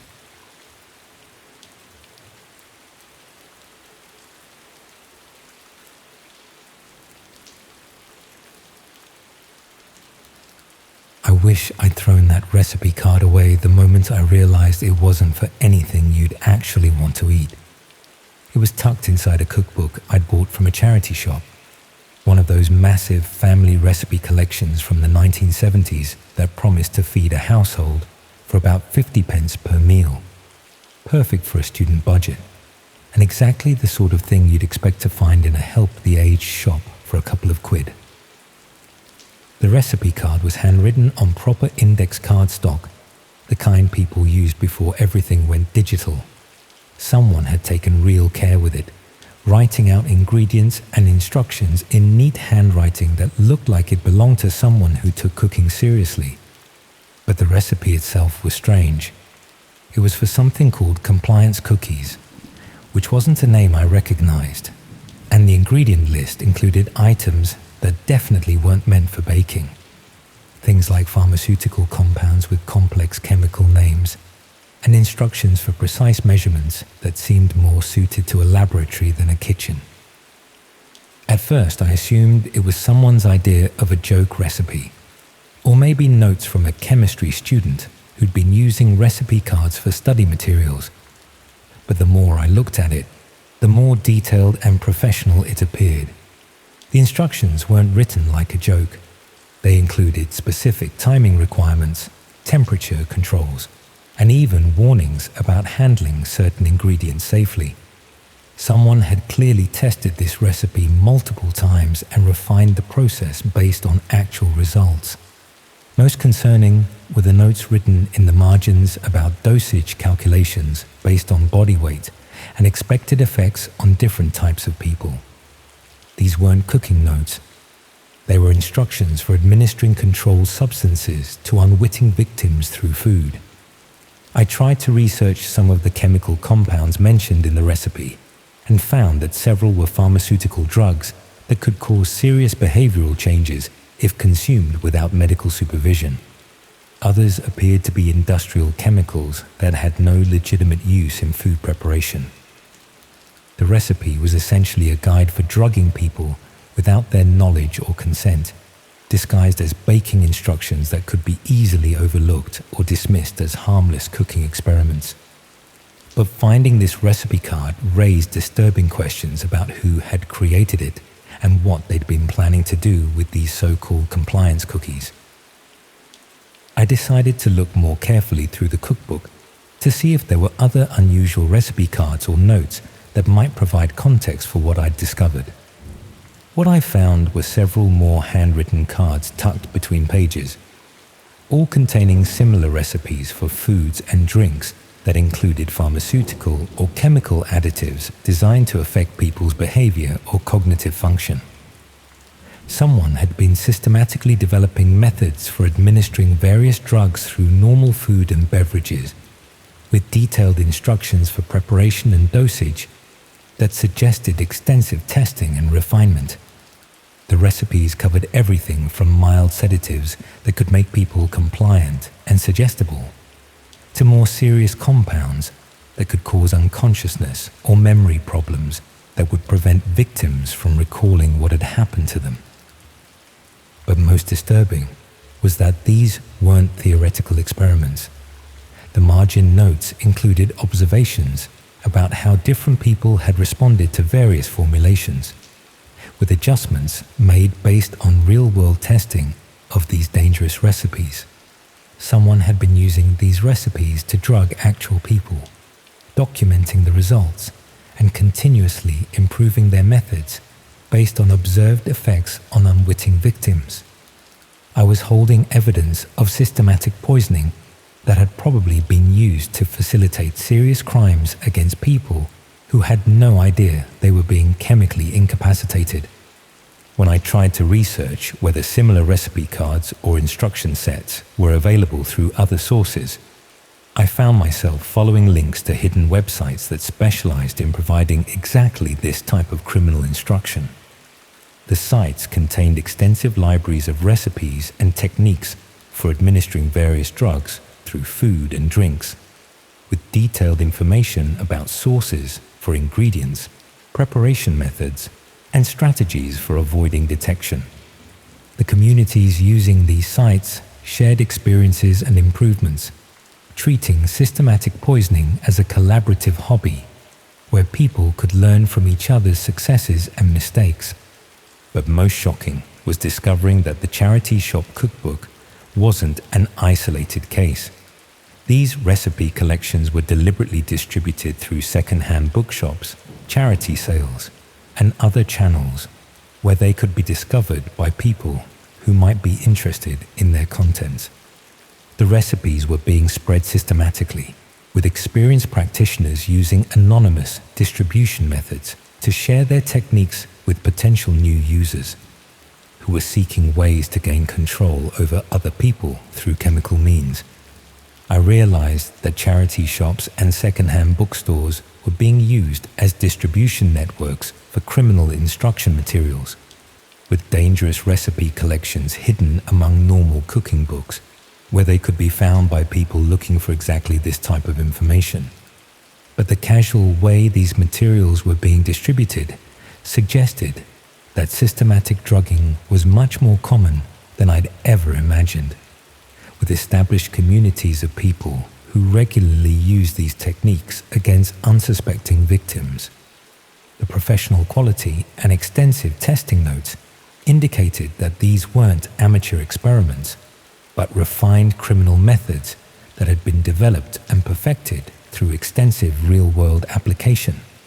People were being systematically drugged in restaurants, social situations, and domestic environments by individuals who had access to detailed instructions for chemical incapacitation that had been tested and proven effective against unwitting victims. But proving the criminal nature of these recipe cards would be complicated, since they were presented as unusual cooking instructions rather than explicit guides for drugging people. The chemical compounds mentioned in the recipes could potentially have legitimate uses, and the format made them appear like eccentric culinary experiments rather than systematic poisoning instructions. Meanwhile, the distribution system was probably continuing to spread these dangerous recipes through charity shops and second-hand bookstores, making them available to anyone who was looking for methods to chemically control other people. The recipe cards I'd found were just a small sample of criminal instruction materials that were being circulated through channels that appeared completely innocent and legitimate. But the most troubling realization was that the people creating and distributing these recipes were probably still active, continuing to develop new methods and test them on unwitting victims who would never realize they'd been systematically poisoned. The extensive margin notes and refinement instructions suggested ongoing criminal activity that was being documented and shared to help other people become more effective at drugging their intended targets. I never reported the recipe cards to police, partly because explaining how I'd found them would be difficult, and partly because the evidence was ambiguous enough that prosecution would be challenging without specific victims or witnessed crimes. But I remained disturbed by the knowledge that systematic poisoning instructions were being casually distributed through second-hand book channels, and that the people responsible were probably continuing to refine and share their techniques with growing communities of individuals who used chemical incapacitation as a regular method for controlling others. The cookbook I'd bought for student budget meal planning had instead provided insight into criminal activities that were probably happening much more frequently than anyone realized, with victims who would never understand why they'd experience unexplained drowsiness, memory problems, or behavioral changes in social situations where they should have felt safe. Every time I ate food prepared by other people or accepted drinks in social situations, I found myself wondering whether I was consuming something that contained more than the listed ingredients, and whether the people serving food and drinks had access to recipe cards that weren't designed for normal culinary purposes. When I eventually moved house and donated books to charity shops, I made sure to flip through every cookbook and recipe collection first, checking for handwritten cards that might contain instructions for activities that had nothing to do with legitimate cooking.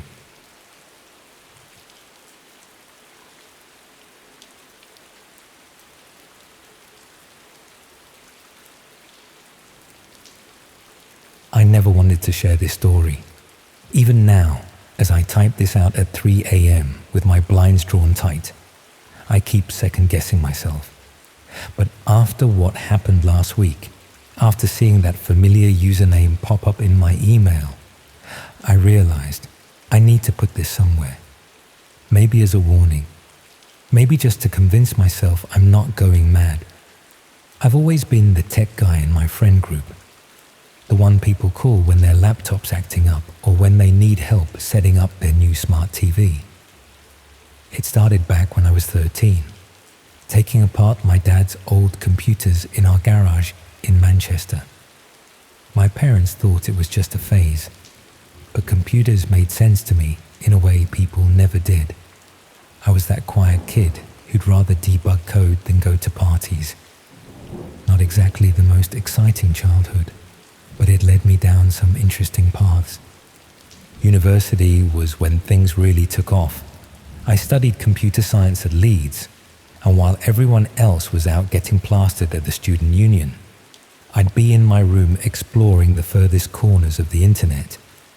It wasn't just about the coding challenges or the hacking forums, though those were fascinating enough. I was curious about what else was out there, beyond the surface web most people never venture past. That curiosity is what led me to the dark web in my second year.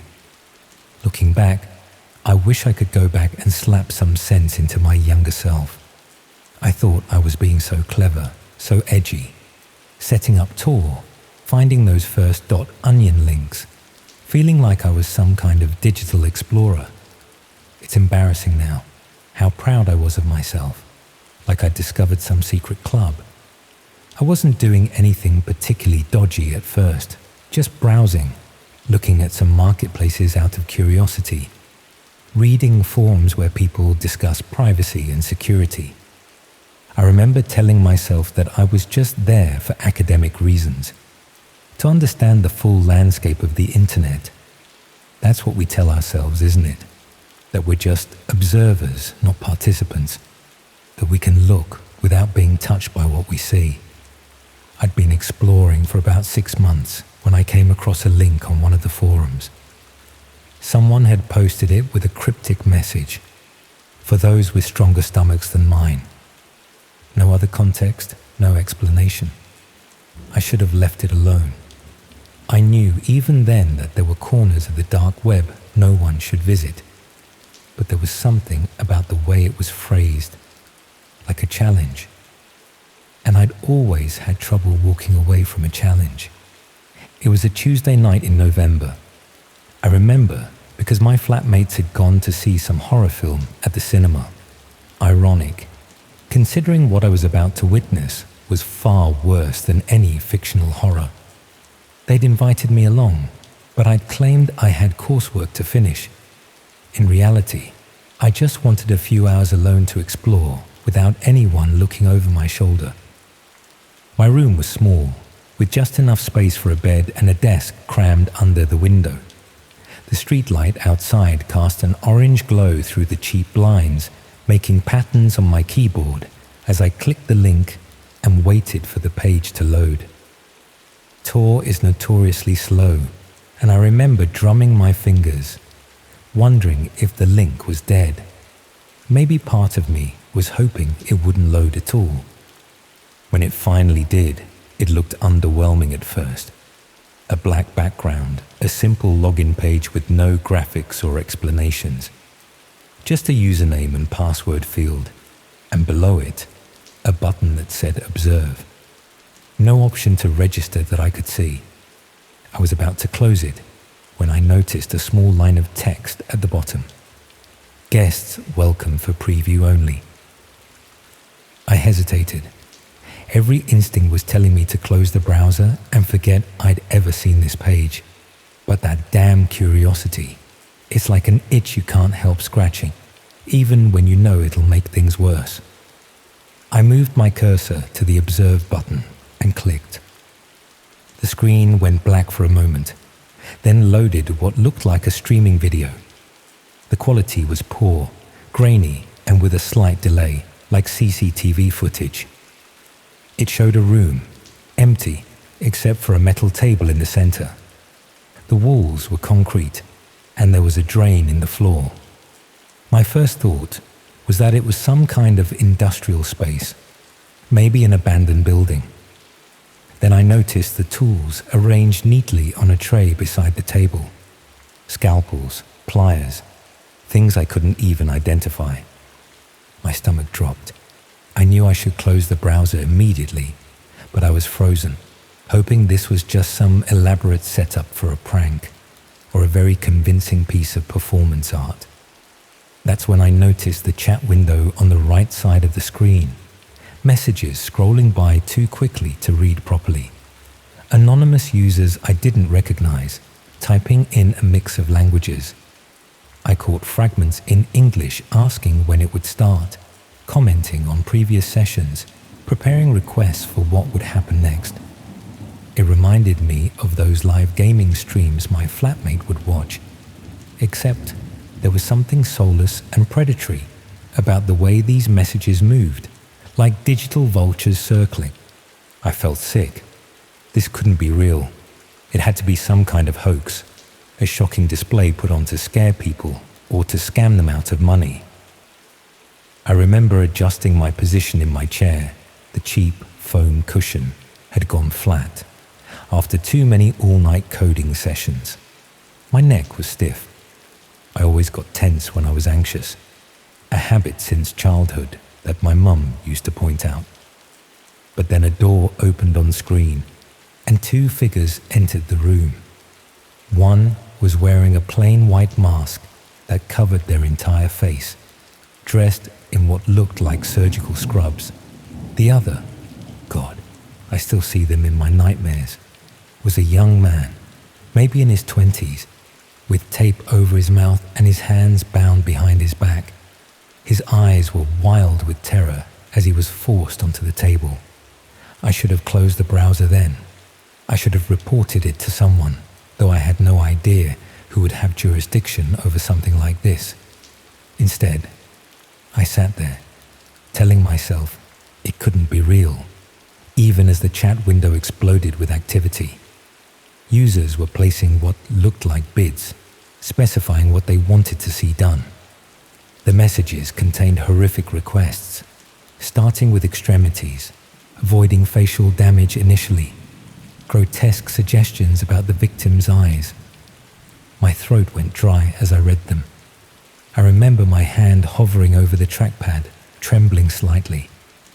The heating in my room had kicked on. That familiar clicking sound as the radiator warmed up. Such a normal, everyday sound that felt completely at odds with the horror unfolding on my screen. I felt like I was going to be sick. This couldn't be happening. Not in real life, not with me watching. I told myself it was an elaborate fake, that the person on the table was an actor, that the blood that began to flow when the masked figure made the first cut wasn't real. But deep down, I knew. The screams that came through my headphones weren't acted. The terror in that young man's eyes wasn't performed. I finally snapped out of my horrified trance and slammed my laptop shut. I ran to the bathroom and vomited until there was nothing left. When I came back, shaking, I opened my computer again, not to watch, but to figure out how to report what I'd seen. But the page was gone, redirecting to an error message. I tried the link again, but it was dead. For days afterwards, I couldn't sleep. Every time I closed my eyes, I saw that room, that table, those tools. I told myself there was nothing I could have done. I had no way of knowing where it was happening. No way to identify the people involved. I tried to convince myself it might have been fake after all. People can do amazing things with special effects these days, right? But I knew the truth. I'd seen something real, something horrific, and I'd done nothing but watch. I nearly dropped out of university. I stopped going to lectures, stopped talking to friends. My flatmates thought I was having some kind of breakdown, which I suppose I was. I formatted my hard drive and reinstalled everything, paranoid that somehow I'd been tracked, that whoever ran that site knew who I was and what I'd seen. After a few months, I started to recover. I told myself it was a one-time mistake, that I'd never go near the dark web again.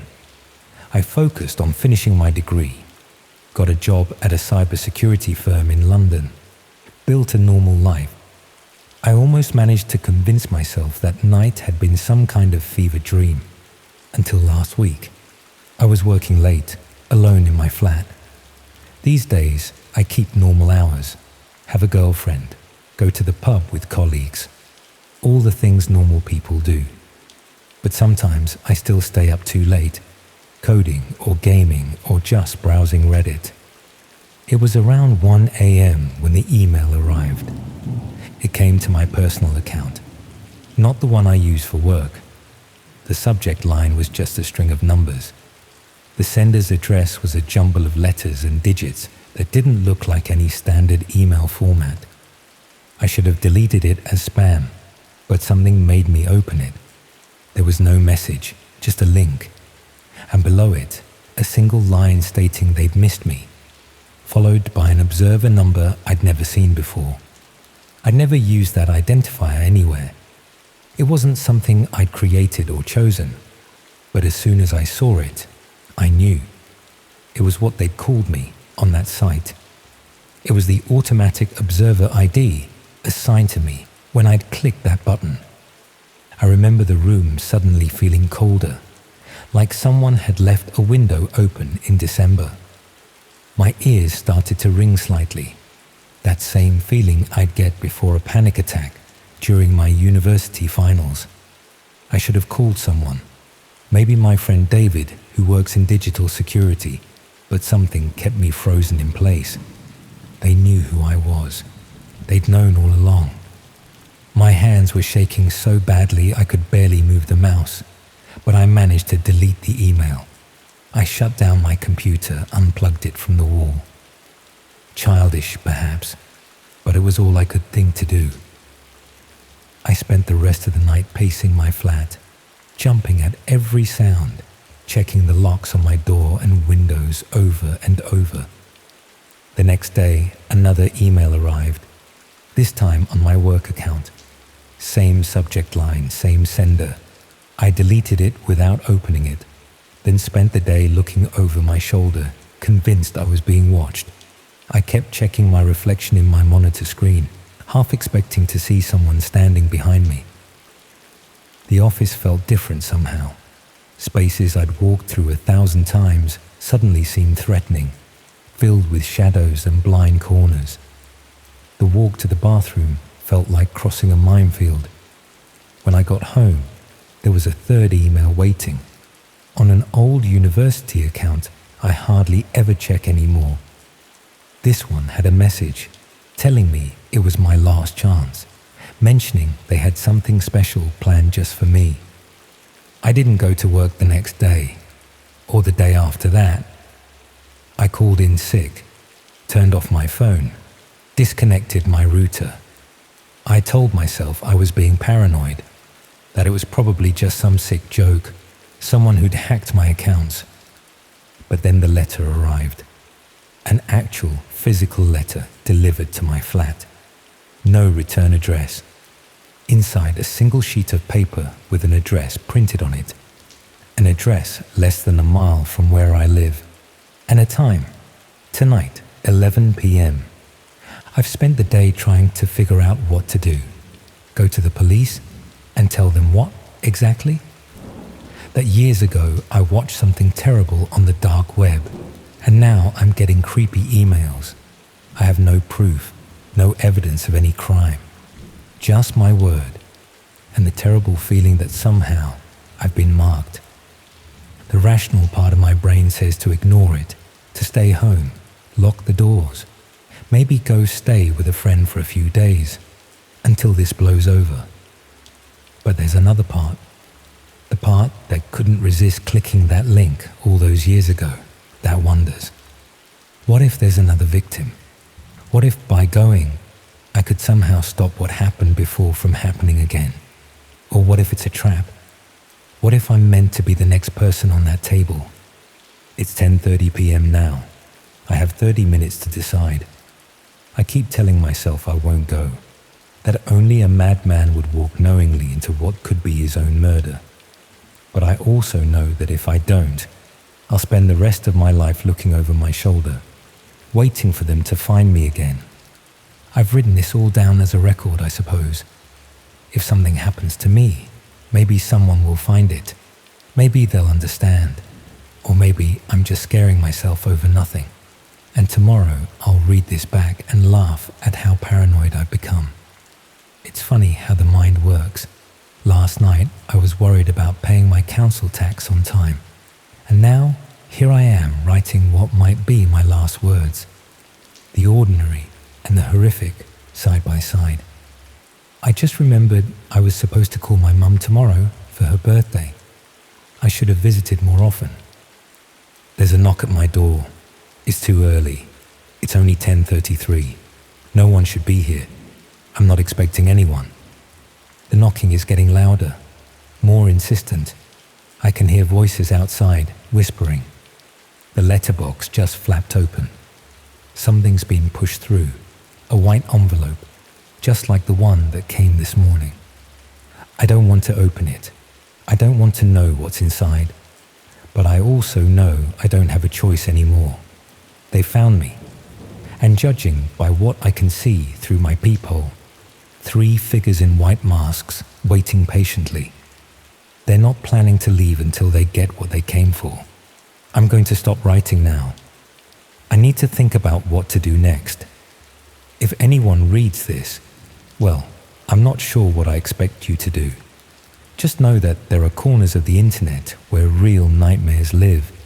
And sometimes, when you look into the darkness looks back and remembers your face.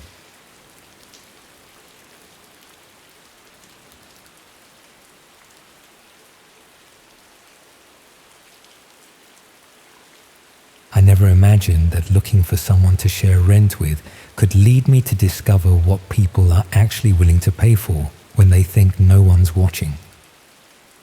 My original flatmate at Edinburgh University had dropped out halfway through second year, leaving me with a lease I couldn't afford on my own, and about 3 weeks to find someone to split the costs before I'd have to move back in with my parents in Aberdeen. Not exactly the independent student experience I'd been planning. The usual suspects, spare room, Facebook housing groups, university notice boards, weren't yielding much beyond time wasters and people whose idea of cleanliness clearly differed from mine. Desperation was setting in when someone on my course mentioned there were other places online where you could find flatmates, sites that weren't as mainstream, but often had better results because they catered to people with specific requirements. It made sense when she explained it. Some people needed flatmates who were okay with unusual working hours, pet ownership, or lifestyle choices that might not appeal to everyone. Specialized platforms could match people more effectively than generic room-sharing websites. I found the site she'd recommended through a series of links that took me progressively deeper into less familiar corners of the internet. The interface was basic but functional, with profiles that were much more detailed than typical flatmate finding platforms. Instead of just listing preferences about cleaning and noise levels, people described their living situations in comprehensive detail. Daily schedules, personal habits, even psychological profiles that seemed designed to ensure perfect compatibility between potential flatmates. The level of detail was impressive, if slightly overwhelming. Some profiles read more like dating site descriptions than housing arrangements, with extensive information about personality types, lifestyle preferences, and what they called arrangement parameters that weren't immediately clear. I created a profile that was honest but considerably less detailed than the examples I was seeing, focusing on basic information about my studies, the budget, and preferences for shared living space. Within hours, I'd received several responses from people interested in sharing accommodation. Most seemed normal enough, students and young professionals who needed housing in Edinburgh and were looking for reliable flatmates. But some responses included questions and suggestions that seemed oddly specific and personal. People wanting to know about my daily routine, social connections, and even family circumstances that weren't relevant to sharing rent and utilities. One particularly detailed response came from someone who seemed perfect on paper. Similar age, compatible schedule, excellent references from previous flatmates. But their message included extensive questions about my privacy, preferences, and comfort levels with various domestic arrangements. They wanted to know how I felt about having guests, whether I minded security cameras in common areas, and if I had any concerns about what they called alternative lifestyle choices that might occasionally be visible in shared spaces. The questions weren't necessarily inappropriate, but they had an intensity that seemed excessive for someone just looking for a straightforward flatmate arrangement. When I asked for clarification about what they meant by alternative lifestyle choices, the response was vague but reassuring. They explained that some people had hobbies or professional activities that required privacy and discretion, and they wanted to ensure potential flatmates would be comfortable with arrangements that provided adequate separation between personal and shared spaces. It seemed reasonable enough, and their financial credentials were solid. We arranged to meet at a coffee shop near the university to discuss the practical details of sharing the flat. The meeting went well initially. They were articulate and professional, asking sensible questions about lease terms and household responsibilities. But as the conversation continued, they began discussing the accommodation arrangement in ways that seemed to assume I understood implications that weren't obvious to me. References to discretion agreements and arrangement boundaries that would need to be established, along with mention of additional income opportunities that might be available through connections they could provide. When I asked for more specific information about these opportunities, they explained that sharing accommodation often led to networking possibilities and introductions to people who needed various services from reliable, discreet individuals. Nothing they said was explicitly concerning, but the combination of vague language and implied opportunities created an impression that the flatmate arrangement might involve more than just sharing rent and living space. I decided to research their background more thoroughly before making any commitments, using the personal details they provided to verify their identity and housing history. What I found was troubling. The name and references they'd given me didn't correspond to any verifiable identity or rental history. The professional credentials and educational background they'd described couldn't be confirmed through normal sources. More concerning was that the address they'd listed as their current accommodation was connected to properties that appeared in police reports and local news stories about disturbances, suspicious activities, and investigations into what were described as unconventional business operations. When I tried to research the flatmate finding platform itself more thoroughly, I discovered it wasn't just a housing website, but part of a larger system that facilitated various types of arrangements between people with specific requirements that couldn't be met through mainstream channels. Some profiles were clearly offering accommodation arrangements that involved much more than sharing domestic space. People seeking flatmates who would be willing to participate in activities that required discretion, or who could provide services that weren't advertised openly, but were implied through coded language. The detailed personal information being collected wasn't just for compatibility matching. It was for assessing people's suitability for involvement in activities that required particular psychological profiles and circumstances. I realized I'd been recruited not just as a potential flatmate, but as someone who might be willing to participate in arrangements that involve criminal or exploitative activities disguised as alternative lifestyle choices. The income opportunities that had been mentioned weren't legitimate employment, but payment for participating in activities that required people who were financially desperate and socially isolated enough to agree to things they wouldn't normally consider. But understanding what I'd stumbled across didn't provide clear guidance about how to extract myself safely from the situation.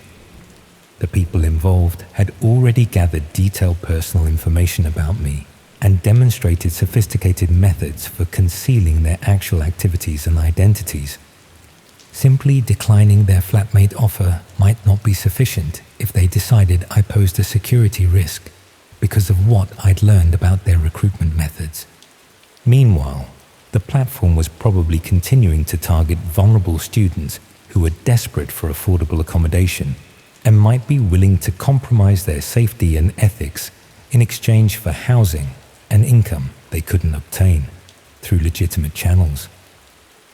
The flatmate search that should have been a straightforward housing arrangement had instead provided insight into systematic exploitation of students who were made vulnerable by financial pressures and housing insecurity.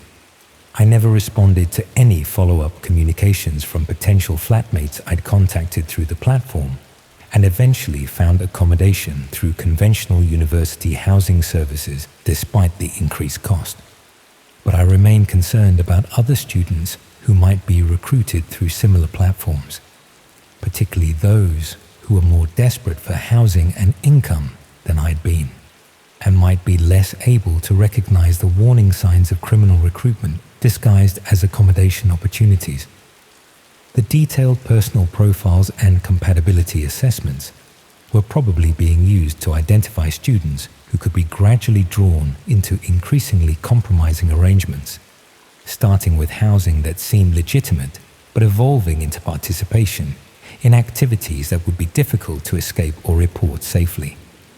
When friends complained about difficulties finding affordable accommodation, I found myself unable to recommend alternative platforms without explaining how I discovered their connection to criminal recruitment, which would require admitting to activities I'd prefer to keep private.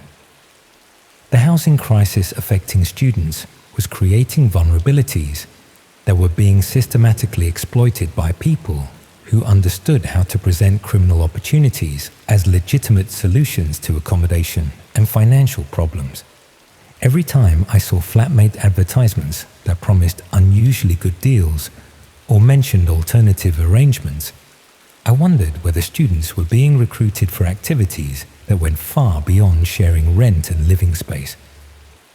The search for someone to help with accommodation costs had instead revealed how easily desperate circumstances could be exploited by people who specialized in identifying and manipulating vulnerable individuals through offers that seemed too good to question until it was too late to withdraw safely.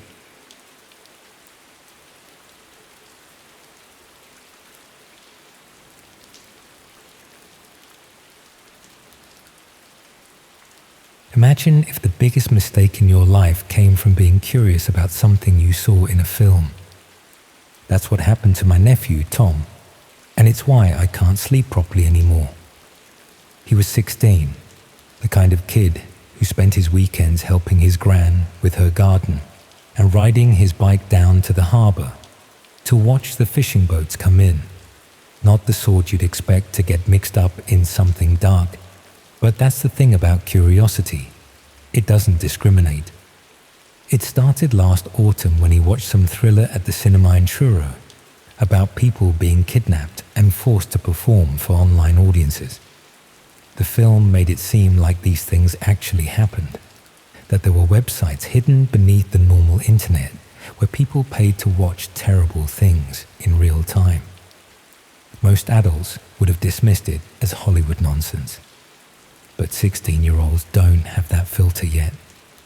Tom lived with his mum in Polperro, one of those picture postcard Cornish villages where everyone knows everyone, and the most exciting thing that usually happens is a tourist getting stuck in the narrow streets with a rental car. His dad had left when he was small, so it was just the two of them in a cottage overlooking the harbour.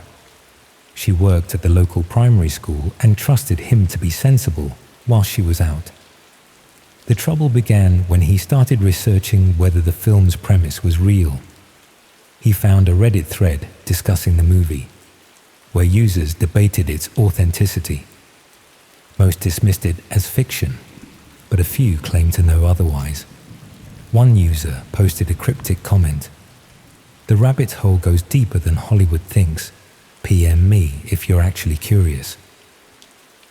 Tom's curiosity got the better of him. He messaged the user, who responded with a YouTube link disguised as a tutorial for advanced internet privacy. The video seemed innocent enough. A bearded man in a basement explaining VPNs and encryption. But buried in the comments section were breadcrumbs, references to Tor, specific forum names, and invitation codes. It took him several weeks to work out how to access these hidden networks. The learning curve was steep, but he persisted, documenting his progress in a private Discord server he'd created. Looking back, that was his first mistake, creating a digital trail of his journey into the shadows. When he finally managed to connect, he spent hours exploring, fascinated by this parallel internet. Most of what he found was disappointing. Defunct forums, conspiracy sites, and pages that looked like they'd been abandoned for years. But he kept searching, following links and recommendations, going deeper into increasingly obscure corners. The breakthrough came when he found a forum dedicated to discussing the very type of content he'd seen in the film. Users shared links and recommendations with clinical detachment, discussing authenticity like film critics. Reading through the posts, he realized that what he thought was pure fiction might actually exist. The sites themselves were surprisingly primitive. Basic interfaces that looked like they'd been cobbled together by amateurs. Most required payments through complicated systems, but several offered preview sections that were freely available. The previews were disturbing enough. Grainy footage of people in windowless rooms, movements too natural to be acted, reactions too genuine to be scripted. What bothered him most was how organized it seemed, despite the amateur appearance. This wasn't random content uploaded by individuals. Someone was running a proper operation with regular schedules and systematic approach. The forums contained discussions about production quality, request systems, and expansion plans. From what he could gather, the operation was smaller than the film had suggested, but more real. It seemed to be an emerging network, testing methods and building capabilities, rather than some vast established enterprise. The amateurish appearance was deliberate, designed to look like a few perverts with cameras rather than something more coordinated. The discussions revealed they were actively recruiting both participants and what they called local assets, people who could provide information about potential targets in their areas. They weren't just looking for victims. They needed intelligence gatherers, people who understood local dynamics and could spot opportunities. Tom's mistake was engaging with the forum using the same username he'd used elsewhere online. His digital footprint was surprisingly extensive. Gaming forums, social media, even school project submissions. Anyone looking could piece together his real identity, location, and interests within hours. The first sign they'd noticed him came through his Discord server. Files appeared that he hadn't uploaded. Screenshots of his own posts, maps of Polperro with his cottage marked, even photos of him taken from his school's website. Someone had been systematically cataloging his online presence. His laptop's webcam began activating randomly, the little light blinking on during the night. When he covered it, files on his desktop would be subtly altered, documents renamed, folders reorganized, photos edited with barely visible changes. They were demonstrating access to his digital life, showing him how completely they could invade his privacy. The psychological pressure was subtle but effective. His browsing history would be altered to include sites he'd never visited. His social media accounts would show login attempts from locations across the country. And his email would receive messages that seemed to know details about his daily routine. Sleep became almost impossible. He'd lie awake wondering if the webcam was recording, if his microphone was listening, if his every keystroke was being monitored. The laptop that had been his window to the world became a source of constant anxiety. The surveillance escalated when someone began asking questions about him in the village. His mum mentioned that a stranger had approached her at the school, claiming to be conducting research on rural internet infrastructure. The questions had been specifically about teenage online habits and computer literacy in the area. They'd identified him as potentially useful, a tech-savvy local teenager with detailed knowledge of the community, living in an area with limited police presence and isolated enough for discreet operations.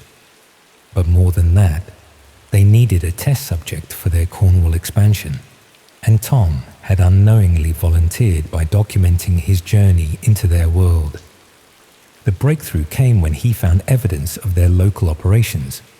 Forum posts discussed reconnaissance trips to Cornwall, photos of abandoned buildings within driving distance of Polperro, and conversations about the advantages of working in rural areas. They weren't just theoretically interested in his region. They were actively preparing to operate there. More disturbing was discovering that several local teenagers were already being discussed as potential targets. He recognized names from his school, descriptions of people he knew, references to family situations and social media activity. The users weren't just planning. They were already gathering intelligence. The realization that he might have accidentally identified himself as both an asset and a target hit him hard. His online activities had demonstrated his capabilities, whilst his location made him valuable for local intelligence. By exploring their world, he'd made himself visible to people who specialized in exploiting curiosity.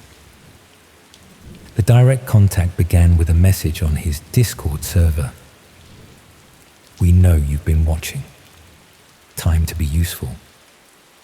Attached was a single photo, his bedroom window, taken from outside the cottage. The message was clear. They could reach him whenever they wanted.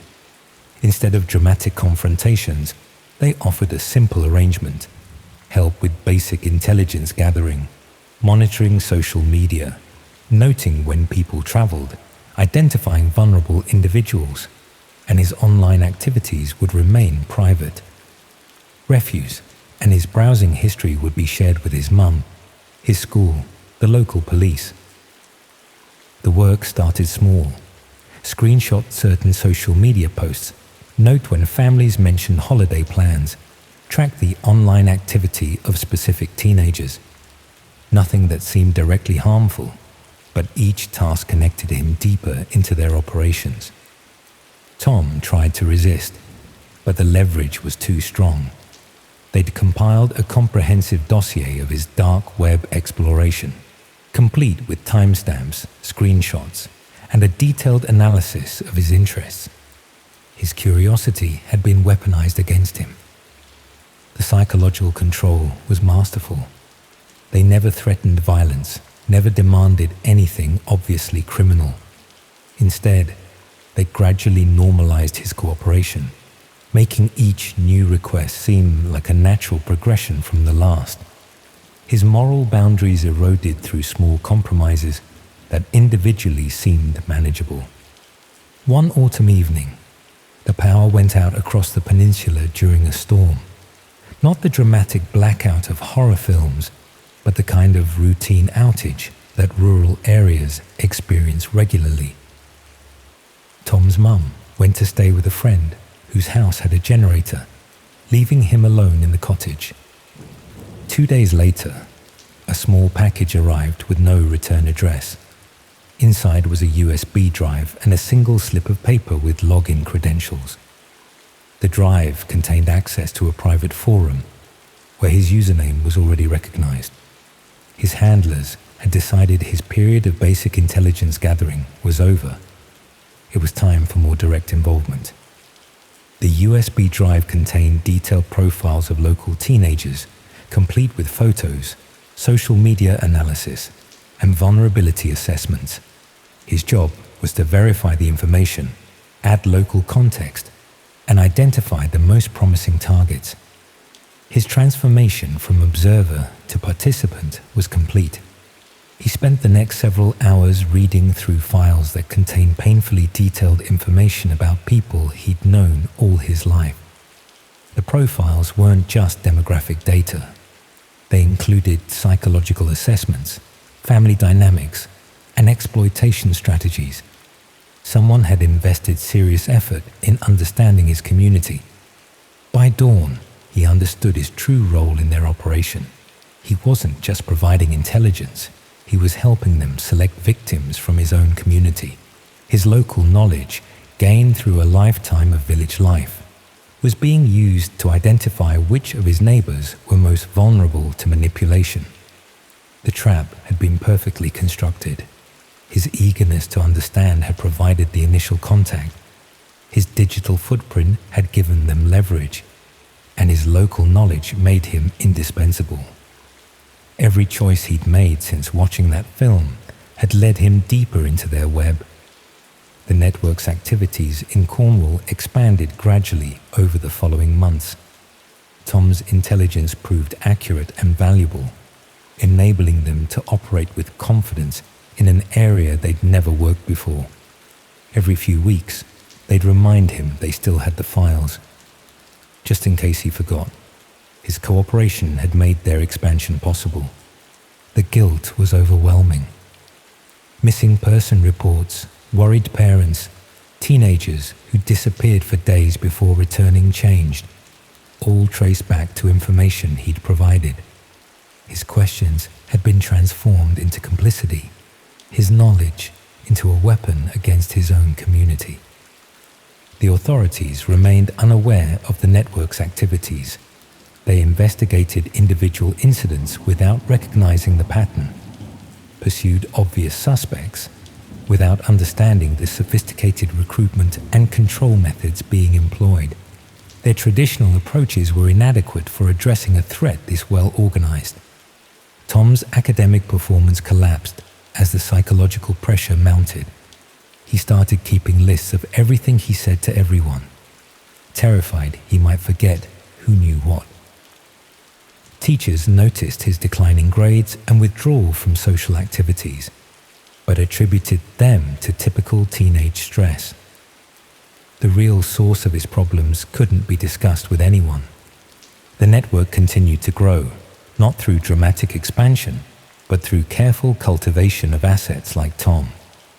They were building a distributed operation, using local knowledge and digital leverage to establish footholds in communities across the country. What had started as curiosity about a film had become participation in something far more sinister. The most disturbing realization was that Tom's story wasn't unique. The network's recruitment methods were systematic and repeatable, designed to convert questions into complicity. They were building a network of reluctant accomplices, each trapped by their own digital footprints and moral compromises. As I write this, Tom is still in Polperro, still providing intelligence, still carrying secrets that age him beyond his years. The boy who just wanted answers about a film has been replaced by someone who understands too much about the darkness that exists beneath the surface of normal life. The network continues to operate and expand, feeding on the natural inquisitiveness of young people who stumble across references to its activities. Each new recruit follows a similar path: initial questions, gradual involvement, eventual complicity. The cycle perpetuates itself, growing stronger with each iteration. But what haunts me most isn't Tom's story, or even the network's continued operation. It's the realization that right now, someone reading this might be wondering if such things could really exist. Someone might be inquisitive enough to start looking, to start searching, to take the first steps down a path that leads to the same destination.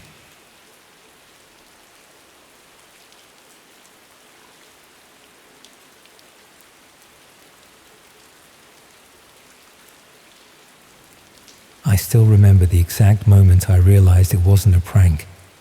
There was something about the bruises on his face that looked too real, too painful. And his eyes, God, his eyes as he stared directly into that camera. I've never seen genuine fear like that before, not from Jay. It started innocently enough. just another weird link my friend Jay had found on some obscure forum. He was always sending us these things, supposed red rooms or whatever, from the dark web. You know how it goes, always with a bunch of laughing emojis, like it was all just a big joke, and it always was, until it wasn't. Jay was the kind of person who exhausted you just by existing. Actually, that sounds harsh. Let me rephrase that. He had this constant need for attention that could be draining. He was always staging these elaborate pranks, fake ghost encounters on video calls, prank calls to forum moderators that he'd record, and once he even created this whole fictional stalker just to get karma on Reddit. The guy lived for reactions, any reaction. I usually just went along with it. Never fully believed his stunts, but I'd play along because, well, he was my friend. Sometimes his pranks crossed lines. Occasionally they were genuinely funny, but mostly they were just a lot, too much. So when that Red Room link appeared in our group chat, I didn't even bother clicking. Just another one of Jay's attempts to get us all worked up, I thought. But something felt off that week. Jay wasn't his usual self. He wasn't bombarding the chat with his typical nonsense. He wasn't trying to one-up everyone's stories. He was just quiet. I remember thinking maybe he'd finally grown bored of his own antics. Or perhaps he'd been banned from some platform again. But I kept coming back to the last thing he sent us. Something about this link being legitimate, about using headphones, about being warned. Then he disappeared. At first, I didn't think much of it. Jay had a habit of vanishing for days at a time, usually chasing after some girl he'd met online. He'd resurface eventually with wildly exaggerated stories that none of us believed. But this time felt different. It stretched on too long. On the third day, his mother called me. I still get chills thinking about that call. Her voice had this tremor to it that I'd never heard before. She explained that Jay hadn't been home, that his phone was completely off. I tried to reassure her, told her it was probably just another one of his elaborate pranks. But there was this moment, this awful, gut-wrenching moment, when her voice broke while telling me he'd left without his camera. Jay never went anywhere without that camera. Ever. It was like an extension of himself. That's when I knew something was seriously wrong. I promised I'd come over to check his room, maybe look through his computer for any clues. I wish I could go back to that moment. I wish I'd just stayed home. His room was exactly as he'd left it, messy, full of half-finished projects. I checked his laptop first, nothing unusual. Just as I was about to leave, I noticed his desk drawer was slightly open. I probably wouldn't have looked inside if it had been closed completely. Funny how such small decisions change everything. There it was, a flash drive hidden behind a stack of old Polaroids, labeled with red marker, if gone. I hesitated. Part of me wanted to just hand it over to his mother, or maybe to the police. But curiosity, or maybe a misplaced sense of responsibility, got the better of me. I took it home and plugged it into my computer. What happened next still haunts me. The drive auto-launched a single file.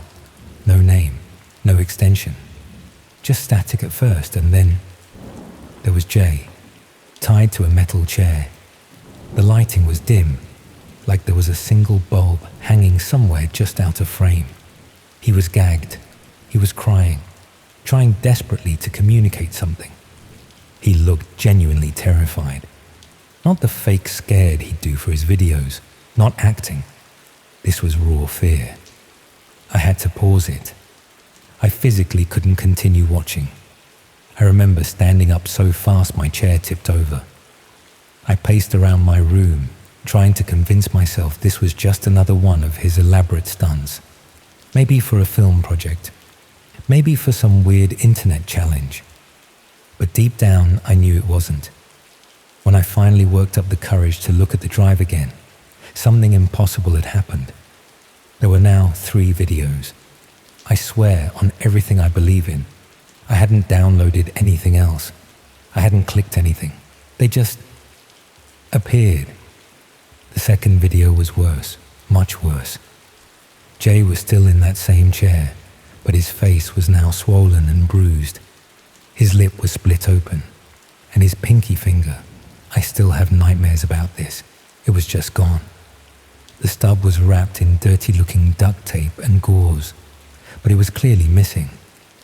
And the way he looked at the camera, it was like he was looking directly at me, silently pleading, that same light swinging somewhere above him, creating these shifting shadows across his face.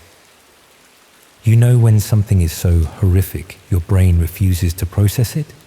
When you keep telling yourself it must be fake, even though every instinct is screaming that it's real. That's where I was, staring at my screen, hands shaking so badly I could barely move the mouse, telling myself it had to be special effects or some digital manipulation. But it wasn't. It was real. It was happening. Then the screen glitched. For just a second, everything went black.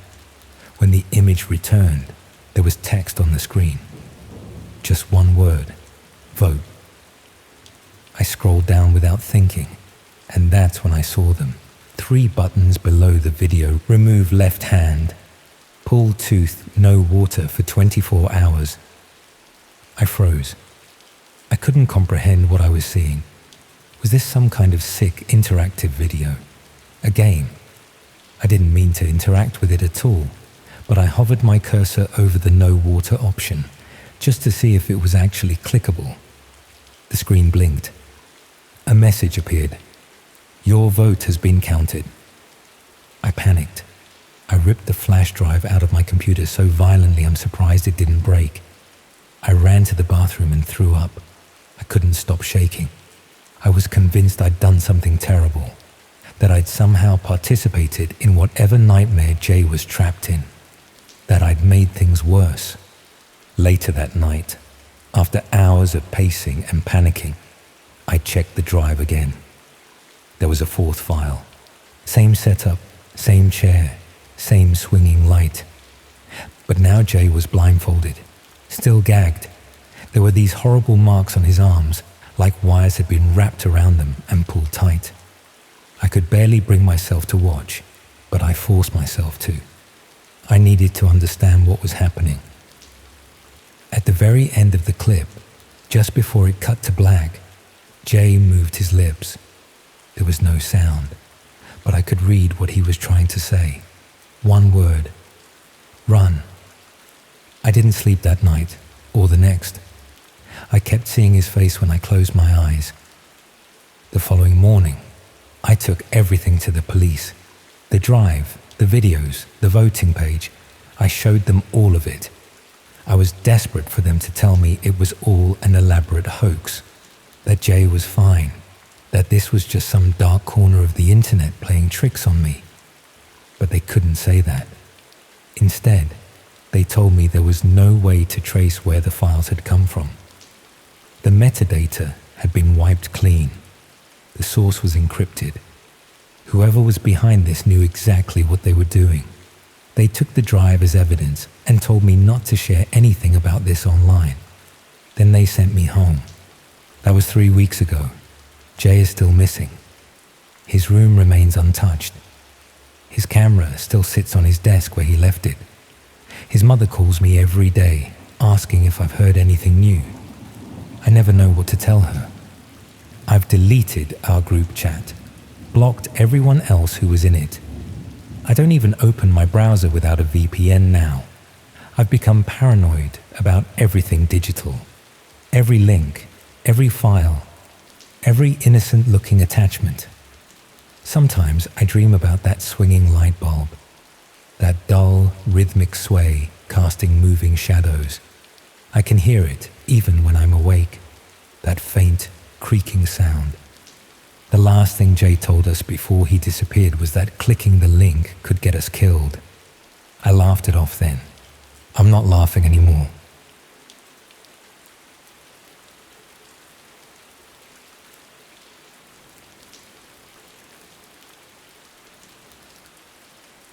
I started writing book reviews online for a few extra pounds, but the publisher who hired me was more interested in my reading habits than my writing skills. Reading has always been my escape from everything else. Books were the one constant in our household where money was tight and family drama never seemed to end. While everything around me felt unpredictable, I could always rely on a good story to transport me somewhere calmer and more interesting. By the time I got to university in Cardiff, I was reading at least a book a week and had developed strong opinions about what made good writing. My English literature course encouraged critical thinking about texts, and I found myself naturally gravitating toward writing detailed analyses of what I read, not just whether I enjoyed something, but why it worked or didn't work, how authors constructed their narratives, what made certain books memorable while others were immediately forgettable. When I discovered that people actually got paid to write book reviews, it seemed like perfect part-time work. I was already reading constantly and forming detailed opinions about everything I encountered. Getting paid to turn those thoughts into published reviews would be like earning money for something I was doing anyway. I found several platforms that connected freelance reviewers with publishers and authors who needed honest assessments of their work. Most paid modest amounts, usually between £10 and £20 per review. But the work was flexible, and I genuinely enjoyed reading books I might not have discovered otherwise. One publisher, Meridian Press, offered significantly better rates than the others. They specialized in what they called contemporary psychological fiction and were looking for reviewers who could provide detailed analysis of character development, narrative structure, and thematic content. Their application process was more thorough than other review platforms. Beyond basic writing samples, they wanted detailed information about my reading preferences, educational background, and even personal circumstances that might influence my interpretation of different types of content. They explained that understanding reviewers' perspectives and potential biases was crucial for matching them with appropriate books and ensuring that reviews would be genuinely useful for their editorial decision-making process. Within a week, I was accepted and assigned my first book, a psychological thriller about a university student who becomes obsessed with documenting the private lives of people around her. The novel was well written and engaging, exactly the sort of contemporary fiction I enjoyed reading. My review was detailed and thoughtful, analyzing the author's exploration of surveillance culture and the psychology of obsession. Meridian Press seemed pleased with my work and quickly assigned me additional books to review. But after completing several reviews, I started noticing unusual patterns in the books I was being sent. All featured protagonists who were isolated young adults dealing with various forms of psychological pressure, university students struggling with academic stress, recent graduates facing uncertain career prospects, people in their early 20s who felt disconnected from family and traditional support systems. The scenarios were remarkably similar to my own circumstances, as if the books had been specifically selected because they would resonate with my personal experiences and psychological vulnerabilities. More concerning was that many of the novels included detailed descriptions of manipulative techniques and psychological exploitation methods. Characters who were gradually drawn into harmful situations through carefully orchestrated emotional manipulation and social isolation. The books weren't just entertainment, they were instruction manuals for identifying and exploiting psychological weaknesses in vulnerable young people.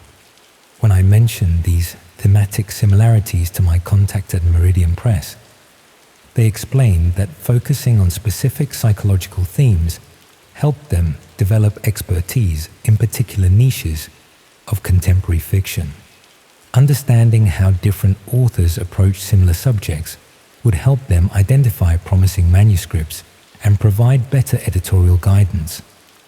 But the explanations didn't address why all the books seemed designed to normalize manipulation and exploitation, or why the detailed review process required such extensive personal information about reviewers' circumstances and vulnerabilities. I started paying closer attention to the review requirements and the types of analysis that Meridian Press requested for each book. They wanted detailed assessments of how realistic the manipulation techniques appeared, whether the psychological pressure tactics would be effective against different personality types, and how readers might respond to characters who gradually succumb to various forms of coercion and control. The reviews weren't evaluating literary merit. They were providing professional assessment of psychological manipulation methods disguised as educational content. I realized that Meridian Press wasn't a legitimate publisher at all. They were using the book review process to identify people with detailed knowledge of psychological manipulation, while simultaneously assessing reviewers' own vulnerabilities and susceptibility to various forms of influence. The personal information collected during the application process, combined with detailed analysis of how reviewers responded to manipulative scenarios in fiction, provided comprehensive psychological profiles that could be used to target specific individuals for exploitation. But by the time I understood what was happening, I'd already provided extensive analysis of manipulation techniques and detailed information about my own psychological responses to various forms of pressure and coercion. The reviews I'd written contained everything someone would need to understand my psychological vulnerabilities and develop strategies for manipulating me into participating in activities I wouldn't normally consider. When I tried to stop accepting assignments from Meridian Press, my contact expressed disappointment about my reduced availability and offered premium rates for continuing to work on their most important projects. They emphasized that my analytical skills and psychological insights made me particularly valuable for their editorial development process, and suggested that discontinuing our working relationship would be a missed opportunity for both professional development and financial benefit. The pressure to continue felt excessive for what should have been straightforward freelance work. It seemed more like concern about losing access to someone who had provided useful intelligence about psychological manipulation methods. I attempted to research Meridian Press more thoroughly and found that while they maintained a professional website and claimed to publish contemporary fiction, there was no evidence of actual book publication or distribution through normal literary channels. The review platform was a front for gathering detailed psychological assessments from people who could analyze manipulation techniques while unknowingly providing information about their own vulnerabilities to exploitation. People seeking legitimate freelance work were being systematically recruited to provide professional quality analysis of psychological manipulation methods, while revealing their own susceptibility to various forms of coercion and control. The detailed personal information and psychological profiles collected through the review process would be valuable for criminals who specialized in targeting isolated young people for fraud, exploitation, or recruitment into illegal activities. But reporting what I'd discovered would require admitting that I'd been providing detailed analysis of manipulation techniques, potentially making me appear complicit in developing methods for exploiting vulnerable people. The psychological profiles they'd built through my review work would also make it easy for them to predict how I might respond to different types of pressure or threats if I created problems for their operation. Meanwhile, the recruitment process was probably continuing with new reviewers who were attracted by the promise of paid work analyzing contemporary fiction, while unknowingly contributing to the development of systematic exploitation techniques. The book review work I'd thought would be a pleasant way to earn money while engaging with literature had instead made me an unwitting consultant for operations that specialized in identifying and manipulating vulnerable young people. But the most disturbing realization was that the manipulation techniques I'd been analyzing in fictional contexts were probably being tested and refined in real-world applications against people who had been identified through similar recruitment processes.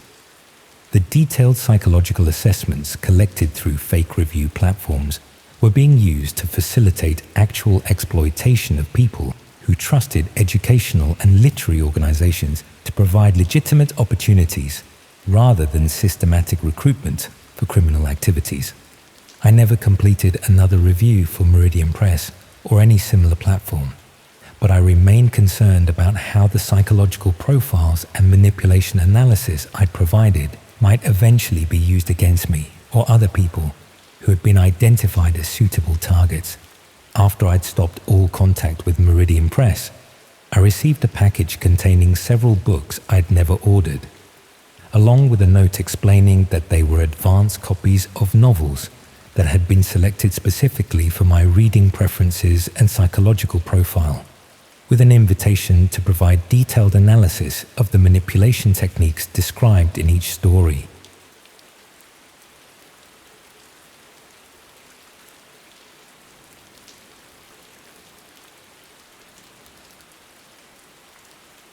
I never thought I'd be the type of person to get mixed up in something like this. Most people wouldn't. That's the thing about curiosity. It starts innocently enough. A random link shared in a forum. A passing comment about the dark web that piques your interest. For me, it began with an article I read about internet privacy and security. The author mentioned Tor browsers and onion routing almost as an afterthought. I didn't even know what those things were at the time. I'm a network engineer by trade. My days revolve around making sure corporate systems stay operational, patching vulnerabilities, monitoring traffic patterns. Nothing extraordinary. Just another tech guy with a modest apartment, a decent salary, and too much free time on his hands. Maybe that's why I installed the Tor browser that night.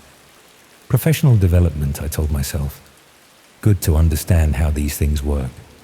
The first few days exploring the dark web were disappointingly mundane. Forums discussing privacy rights, marketplaces selling things I had no interest in, dead links, slow loading times. It was like visiting the internet of the early 2000s, minus the charm. I was about to uninstall the whole thing when I stumbled across a thread discussing something called Red Rooms. The concept seemed absurd at first. Live streaming platforms where viewers could watch and even direct acts of violence against unwilling participants. Urban legends, I thought. Internet boogeyman stories to scare the uninitiated. Most people in the thread seemed to agree. They were myths, impossible to operate given bandwidth limitations and the technical difficulties of secure streaming. A few individuals insisted they existed, but provided no evidence, no links. Then someone posted coordinates. Not a web address, but a string of characters, numbers, and symbols that meant nothing to me. Someone else responded with a single word. The thread went quiet after that. I copied the string. I shouldn't have done that. Everything would be different if I had just closed the browser right then. It took me 3 days to figure out what to do with those characters. The solution came from an obscure subforum where users discussed cryptographic methods. The string was a key of sorts, one that had to be entered into a specific field on a specific site at a specific time. The kind of complexity that made me think there really was something to hide. I found the site. A blank page with a single input field. Nothing to indicate what it was for. No text, no images. just an empty box waiting to be filled. I hesitated before pasting in the string. This was the moment I should have walked away. Something about the sterility of that page felt wrong in a way I couldn't articulate. The cursor blinked rhythmically in the empty field, patient, expectant, waiting for me to make a mistake I couldn't undo. The first sign that I had done something irreversible was the sudden change in my network traffic. I monitor my home network obsessively. Occupational habit. The data pattern shifted, connections multiplying through nodes I couldn't identify. This wasn't normal Tor behavior. My system was being mapped, examined, catalogued by something on the other end. Each packet of data felt like fingers probing through my digital walls, searching for weaknesses, memorizing the layout of my network, of my life. Then the page changed. A loading icon, a countdown timer set to 20 minutes. Nothing else. I waited, telling myself I could close the browser at any time. I didn't. The seconds ticked away, each one dragging longer than the last. My mouth went dry, sweat beaded along my hairline. Still, I waited. Some terrible gravity held me there, unable or unwilling to turn away from what was coming. When the timer reached 0, the stream began. The video quality was surprisingly good. High definition, minimal latency. The room shown was simple. White walls, concrete floor with a drain in the center. A single chair bolted to the floor, empty, waiting. The emptiness of that room hummed with potential violence. The drain in the floor promised the necessity of easy cleaning. The bolted chair spoke of resistance that needed to be overcome. A chat window appeared beside the video feed. Users with alphanumeric names filled the space with scrolling text. I didn't participate, just watched the conversations scroll by. They discussed preferences, made requests. Some offered payment in cryptocurrency. Others seemed to have credit of some kind already established. The casual nature of their communications made my skin crawl. The banality of their anticipation, the everyday commerce of atrocity. I should have left then, but a terrible curiosity kept me watching. In my defense, part of me still believed this was elaborate theater. Dark web performance art designed to shock and disturb. It couldn't be real. The alternative was too monstrous to contemplate. A door opened somewhere off camera. A figure entered the frame, face obscured by a featureless white mask. They wore simple clothes, black pants, grey shirt, latex gloves. Nothing remarkable or identifiable. They looked directly at the camera and held up a piece of paper with a string of characters, a verification code of some kind. Proof that this was happening now, not pre-recorded. The blank mask stared into the camera, into my eyes, as if the person behind it could see me watching, could identify me through the screen. The chat erupted with activity. The masked figure put the paper down and left the frame briefly, returning with someone else. A person with a hood over their head, hands bound behind their back. They were guided to the chair, secured with restraints at the ankles, wrists, and across the torso. The hood remained. The chat began specifying activities. I won't detail what was requested. I won't detail what happened next. I closed the stream after 3 minutes and 17 seconds. Not nearly fast enough. I uninstalled Tor, ran security sweeps on my system, and tried to convince myself I had witnessed an elaborate hoax. But the sound stayed with me, the movements, the knowledge that somewhere, in some hidden corner of the world, that room existed, that chair, that drain. 3 days later, I noticed something unusual about my home network. New devices connecting briefly, then disappearing. Strange traffic patterns in the early morning hours, when I should have been the only one active. Someone had compromised my security. Someone had access. The intrusion felt intimate, violating in ways I couldn't fully process. My private space, my data, my life, all exposed to unknown observers. I changed all my passwords, reconfigured my router, installed new firewalls. The intrusions continued, more sophisticated now, avoiding the measures I put in place. Whoever it was had considerable skill, or resources, or both. Each time I implemented a new security measure, they adapted, evolved, found new pathways into my systems. It became a game of chess where I could only see my own pieces, never my opponent's. A week after viewing the stream, I received an email from an address consisting of random characters. The subject line was the same verification code I had seen on the piece of paper in the video. The body of the email contained a single line about viewers becoming participants eventually. I deleted the email, reported it as phishing, told myself it was automated, sent to everyone who had accessed the stream. Nothing personal, nothing targeted. But my hands shook as I clicked the delete button. My breath came in short, shallow gasps. I knew. Some part of me already knew.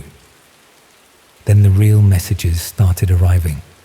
Direct messages to accounts I hadn't shared with anyone. My private phone number, my work email. All with the same theme. They knew who I was. They knew where I lived. They knew my routines. Each message included proof. A photo of my apartment building taken that day, a screenshot of my calendar, a list of my recent purchases. The level of detail grew more invasive with each communication. What I ate for breakfast, which route I took to work, how long I spent in the shower. The final message came with an attachment, a floor plan of my apartment with an X marked beside my bed. The message informed me that my stream would begin soon, and participants were already bidding. The clinical precision of the threat made it worse somehow. No emotion, no sadness, just process, procedure, industry. I went to the police, tried to explain without incriminating myself.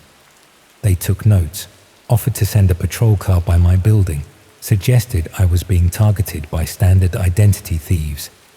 They didn't understand, couldn't understand without seeing what I had seen. The bored expressions on their faces as I tried to convey the danger made me realize how alone I truly was.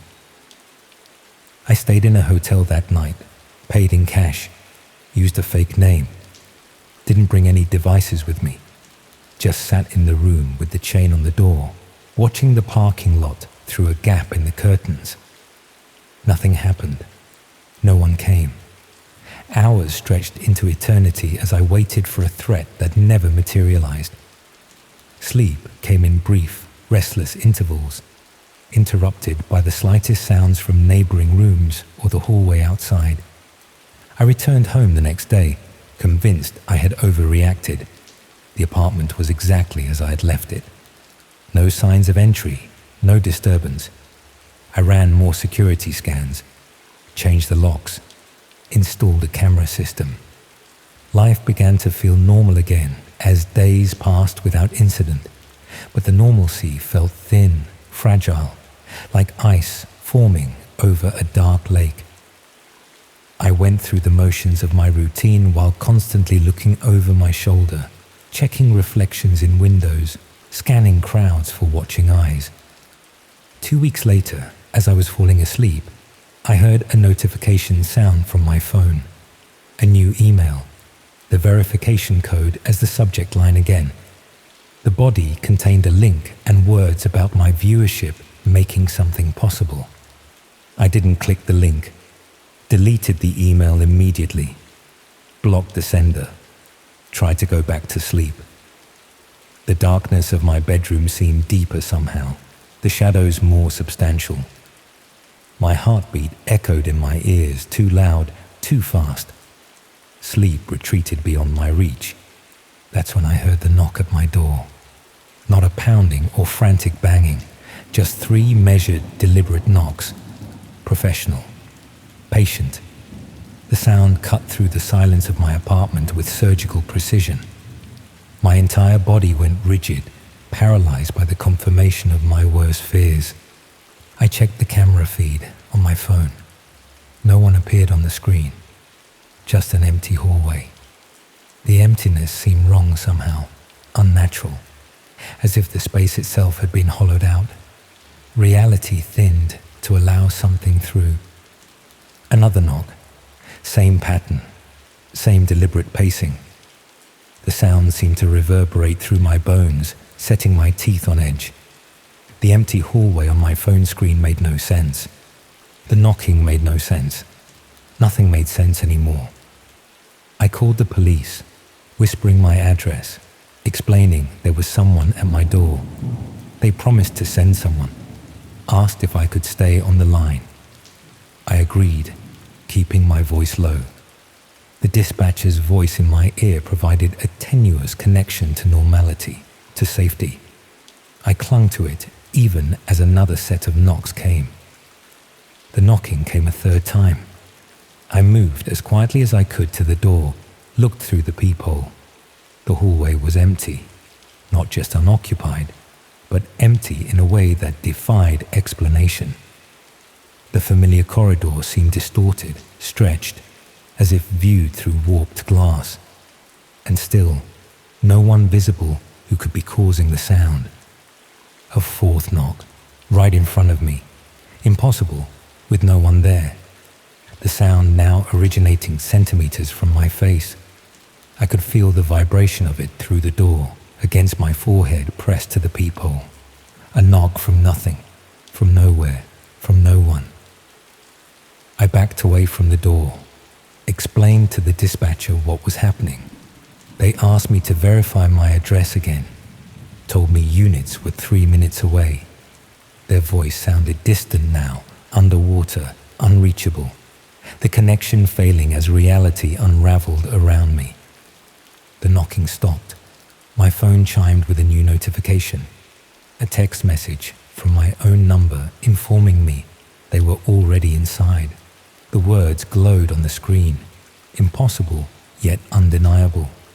The air in the apartment changed, grew heavier, charged with presence. No longer alone, no longer safe, never safe again. The police arrived 8 minutes later. They found the door locked, chained from the inside. When no one answered their knocks, they broke the door down. The apartment was empty, no signs of struggle, no evidence anyone had been there besides me. Just my phone on the floor, screen shattered, and a piece of paper beside it with that same verification code. The police report noted nothing unusual beyond an abandoned residence, a missing person case with no leads, no witnesses, no evidence of foul play. Just another digital ghost, forgotten as screens scroll to the next distraction. I'm told they're still looking for me, friends, family, co-workers. They've all received messages from my accounts saying I needed some time away, that I'd be back soon.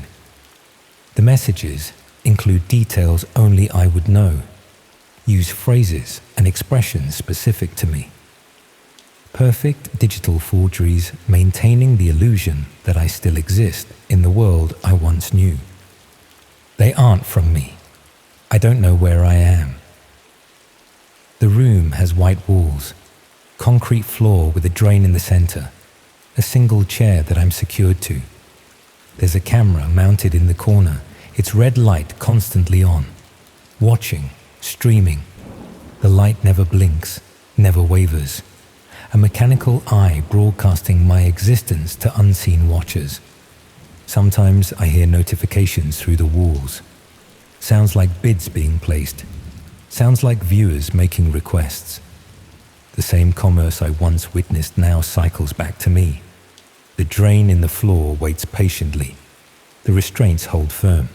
The door remains closed but will open soon. I know what's coming.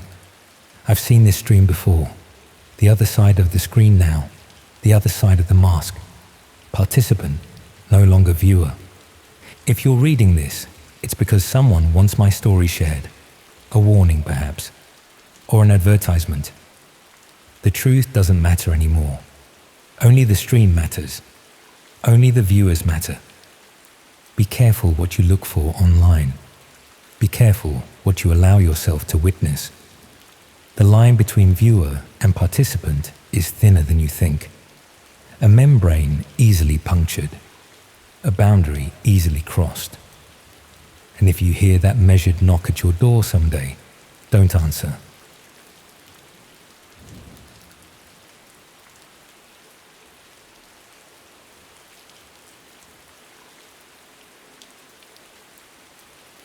My flatmate's package got delivered to our address by mistake, and when I looked up the return label online, I found myself somewhere I definitely shouldn't have been.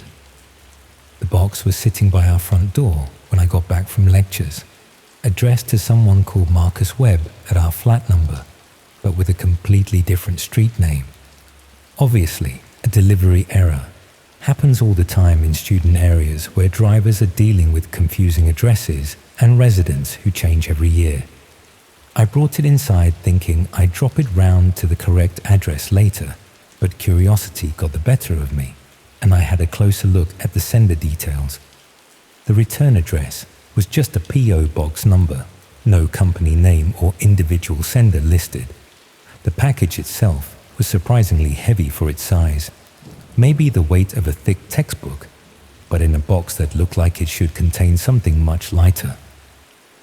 Since I didn't recognize the name and the correct street was about 10 minutes walk away, I decided to do a quick online search to see if I could find any contact information. Maybe save myself a trip if I could just phone the intended recipient and arrange for them to collect it. That's where things got odd. A basic Google search turned up nothing useful, too common a name to get specific results. But the P.O. Box return address led me down a different path entirely. When I searched for that specific box number, most results were dead ends or generic postal service information. But buried several pages deep was a reference that caught my attention. A discussion thread about package delivery services that mentioned the same P.O. box in connection with something called discrete shipping arrangements. The thread was on a site I'd never heard of, and the discussion was vague enough that I almost dismissed it. But there were enough specific details about shipping methods and package tracking to make me think this might be connected to whatever was in the box sitting on my kitchen table. Following links from that discussion led me to other sites, each slightly more obscure than the last. Most required specific addresses to access, and I found myself navigating through increasingly hidden corners of the internet just to understand what sort of business might be using that P.O. box. Eventually, I ended up on a site that required me to confirm I was over 18 and agreed to terms about viewing potentially disturbing content. At that point, I should have backed out, but I was genuinely curious about what I'd stumbled across and what connection it might have to the misdelivered package. The site turned out to be a marketplace for items that couldn't be sold through normal channels. Not necessarily illegal goods, but things that mainstream e-commerce platforms wouldn't handle due to policy restrictions or liability concerns.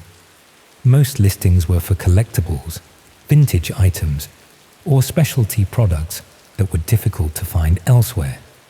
But mixed in with apparently legitimate unusual items were listings that made me deeply uncomfortable. Some sellers were offering what they described as personal effects from deceased individuals, not normal estate sale items, but things like clothing, jewelry, and documents that seemed too intimate and recent to be legitimate estate clearances. Others were selling what appeared to be surveillance equipment disguised as everyday objects, or items that could be used for stalking and monitoring people without their knowledge. Most disturbing were listings for what were called verification services, sellers offering to provide detailed personal information about specific individuals, including photographs, addresses, daily routines, and other data. that could only have been obtained through systematic surveillance. I realized I'd found a marketplace that specialized in facilitating stalking, harassment, and potentially much worse crimes against innocent people. But I still had no idea what connection this had to the package sitting on my kitchen table, or whether the intended recipient was a buyer, seller, or victim in whatever transactions were taking place through this hidden marketplace. When I searched for the name within the marketplace, I found that users could create accounts and transaction histories, though most details were protected by the site's privacy systems. But there were enough public references to suggest that someone using that identity had been active on the platform recently. Without being able to access specific account information, I couldn't tell whether this person was purchasing items through the marketplace or somehow connected to the surveillance and personal information trading that seemed to be the site's primary business. But the fact that packages from this operation were being delivered to addresses in my area suggested that either the recipient lived nearby and was involved in these activities, or someone was using local addresses to receive materials connected to stalking and harassment operations. The weight and size of the package made more sense now. It could contain surveillance equipment, personal documents, or other materials that would be valuable for someone planning to monitor or harm specific individuals. I was holding evidence of serious criminal activity delivered to my address by mistake, with no clear way to report it without revealing that I'd been browsing illegal marketplaces and potentially compromising ongoing investigations. But leaving the package undelivered seemed equally problematic. If the intended recipient was expecting delivery of materials they planned to use for stalking or harassing someone, failing to receive them might prompt investigation into what had happened to their order. That investigation could lead back to my address and make me a target for someone who clearly had experience with surveillance and intimidation tactics. I decided to research the specific street address where the package was supposed to be delivered, hoping to understand more about the intended recipient and whether delivering it would be putting someone in danger. The address turned out to be a block of flats similar to student accommodation, with high turnover and minimal security. Exactly the sort of place where someone could receive packages without attracting attention from neighbors or building management. But when I checked electoral records and other public databases, there was no record of anyone by that name living at the address currently or in recent years. Either they were using a false identity or having packages delivered to an address where they didn't officially reside to avoid creating traceable connections to their activities. The package delivery was part of a system designed to maintain anonymity for people involved in illegal surveillance and harassment operations. I was caught between potentially facilitating serious crimes by delivering the package and potentially becoming a target myself by interfering with criminal operations that relied on reliable delivery systems. Meanwhile, someone was probably expecting delivery of materials they planned to use for stalking or harming innocent people, and the longer they remained undelivered, the more likely they were to investigate what had gone wrong with their order. That investigation would eventually lead them to my address and make me a person of interest for people who specialized in surveillance and intimidation. I considered contacting police about the package, but explaining how I discovered the connection to illegal marketplaces would require admitting that I'd been browsing hidden websites and potentially accessing illegal content. Without concrete evidence of specific crimes or identifiable victims, reporting the package might not result in any meaningful investigation, while potentially exposing me to retaliation from the criminal network I'd discovered. The marketplace was probably still operating, facilitating surveillance and harassment operations against victims who had no idea they were being systematically monitored and assessed as targets. The delivery error that had brought the package to my address had given me a glimpse into criminal operations that were almost certainly affecting people in my local area. But I had no safe way to report what I discovered or protect potential victims. I never delivered the package. Instead, I left it unopened in a storage cupboard, hoping the recipient would assume it had been lost in transit and arrange alternative delivery methods that wouldn't involve my address. But I remained concerned about the possibility that the failed delivery would prompt investigation into what had happened to the package and why it hadn't reached its intended destination. The criminal marketplace I discovered was probably continuing to operate, facilitating surveillance and harassment operations while maintaining the anonymity that allowed people to target victims without accountability. Weeks later, I came home to find that someone had broken into my flat while I was at university, but nothing had been stolen, and there was no obvious damage except for the storage cupboard, which had been forced open and thoroughly searched.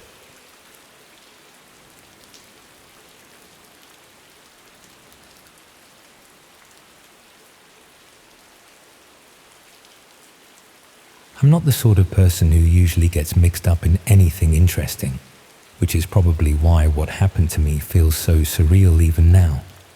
I've spent the last 43 years keeping my head down, doing my job as a council planning officer in Reading, coming home to my flat above the newsagents on Oxford Road, and generally avoiding any drama that might disrupt my quiet routine. My biggest excitement used to be finding a decent parking spot near Waitrose on a Saturday morning. But about 8 months ago, I started receiving packages that weren't meant for me. Not the usual mix-ups you get with online deliveries. These were different. They kept coming to my address, always with my name on them, but containing things I'd never ordered and couldn't imagine anyone wanting to buy. It seemed like such a minor inconvenience at first, the sort of administrative error that would sort itself out eventually. I had no idea it was the beginning of something that would completely change how I understand the world around me. The first package arrived on a Thursday morning, delivered by one of those courier services that leave everything with the newsagent downstairs if you're not in. Mrs. Patel handed it over when I popped down to get my usual paper and pint of milk, mentioning that the delivery driver had been very specific about making sure it reached me personally, rather than just leaving it in the shop. Inside was a small electronic device that looked like a cross between a mobile phone and a portable radio. No instruction manual, no branding, no obvious purpose. Just a sleek black rectangle with a few buttons and a small screen that remained stubbornly blank no matter what I pressed. I assumed it was some sort of promotional gadget that had been sent to the wrong address, so I put it in my kitchen drawer and forgot about it.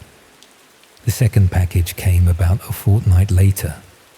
This time, it contained what appeared to be a high-end camera lens, the sort of expensive equipment that professional photographers use. Again, no documentation or explanation, just the device itself wrapped in protective foam and delivered with the same insistence that it reach me personally. I started to worry that someone was using my address for deliveries they couldn't have sent to their own home for some reason. Maybe they were avoiding customs charges or hiding purchases from a partner. It seemed like the most logical explanation for receiving expensive items I'd never ordered. But when I tried to return the packages to the courier company, they had no record of who had sent them or where they should be returned to. The tracking numbers led to dead ends, and the customer service representatives I spoke to seemed genuinely confused by the situation. According to their systems, the packages had been legitimately ordered and paid for by someone using my name and address. The deliveries continued over the following months, arriving every 2 or 3 weeks with clockwork regularity. Each package contained a different electronic device or piece of equipment, always expensive, always with no obvious purpose for someone in my circumstances. Security cameras, recording equipment, small computers that looked like they belonged in a laboratory rather than a council worker's flat. I started keeping a list of what arrived, partly out of curiosity, and partly because I was becoming concerned about the legal implications of accepting delivery for items I hadn't purchased. The total value of the equipment was probably several £1,000s, and I was worried about being accused of fraud or theft if the real sender eventually came forward. But what really began to disturb me was the precision with which the packages were being delivered. They always arrived when I was at work, requiring collection from Mrs. Patel downstairs.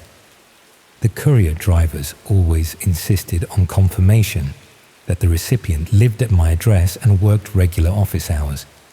It was as if someone was mapping my daily routine through the delivery process. I tried varying my schedule, working from home occasionally, or leaving earlier than usual for the office. But the packages still arrived at times when I was predictably absent. Whoever was sending them had a detailed understanding of my movements that went beyond casual observation. That's when I started researching the equipment I'd been receiving, trying to understand what it was designed for and why someone might want to send it to my address. Most of the devices turned out to be surveillance equipment, professional-grade cameras, audio recording systems, signal monitoring devices that could intercept various types of electronic communication. The sort of equipment that would be used by private investigators or security professionals, not council planning officers. But there were also items that seemed more sinister. Devices for tracking vehicle movements, equipment for monitoring computer networks, even what appeared to be tools for gaining unauthorized access to buildings or electronic systems. I was being sent a complete surveillance toolkit, piece by piece, by someone who remained completely anonymous, but who clearly knew enough about my life to ensure reliable delivery. The obvious explanation was that I was being set up for something. Maybe someone was planning to frame me for illegal surveillance activities, or they were using my address as a convenient cover for acquiring equipment they couldn't purchase under their own name. But there was another possibility that worried me more. Maybe the equipment wasn't being sent to me. Maybe it was being sent for me. Perhaps someone expected me to use these devices for purposes I couldn't yet understand. I started paying more attention to my surroundings, looking for signs that I was being watched or that my daily routine was being monitored. What I discovered was more disturbing than obvious surveillance. There were subtle changes in my environment that suggested someone had been gaining access to my flat while I was at work. Nothing was obviously missing or damaged, but items were positioned slightly differently from how I'd left them. Papers on my desk had been moved. Books were in different positions on shelves. Even the arrangement of food in my fridge seemed altered in small ways.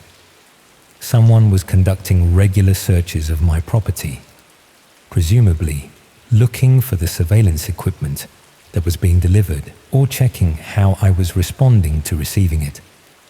I tried to document these intrusions, taking photographs of my flat before leaving for work and comparing them with the situation when I returned.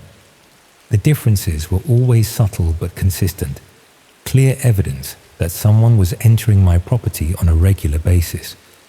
But I couldn't understand how they were gaining access. My flat is on the first floor above a busy newsagent's, with no obvious entry points that wouldn't be visible from the street.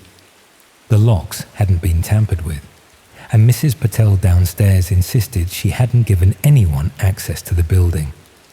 The breakthrough came when I started researching the specific model numbers of the surveillance equipment I'd been receiving.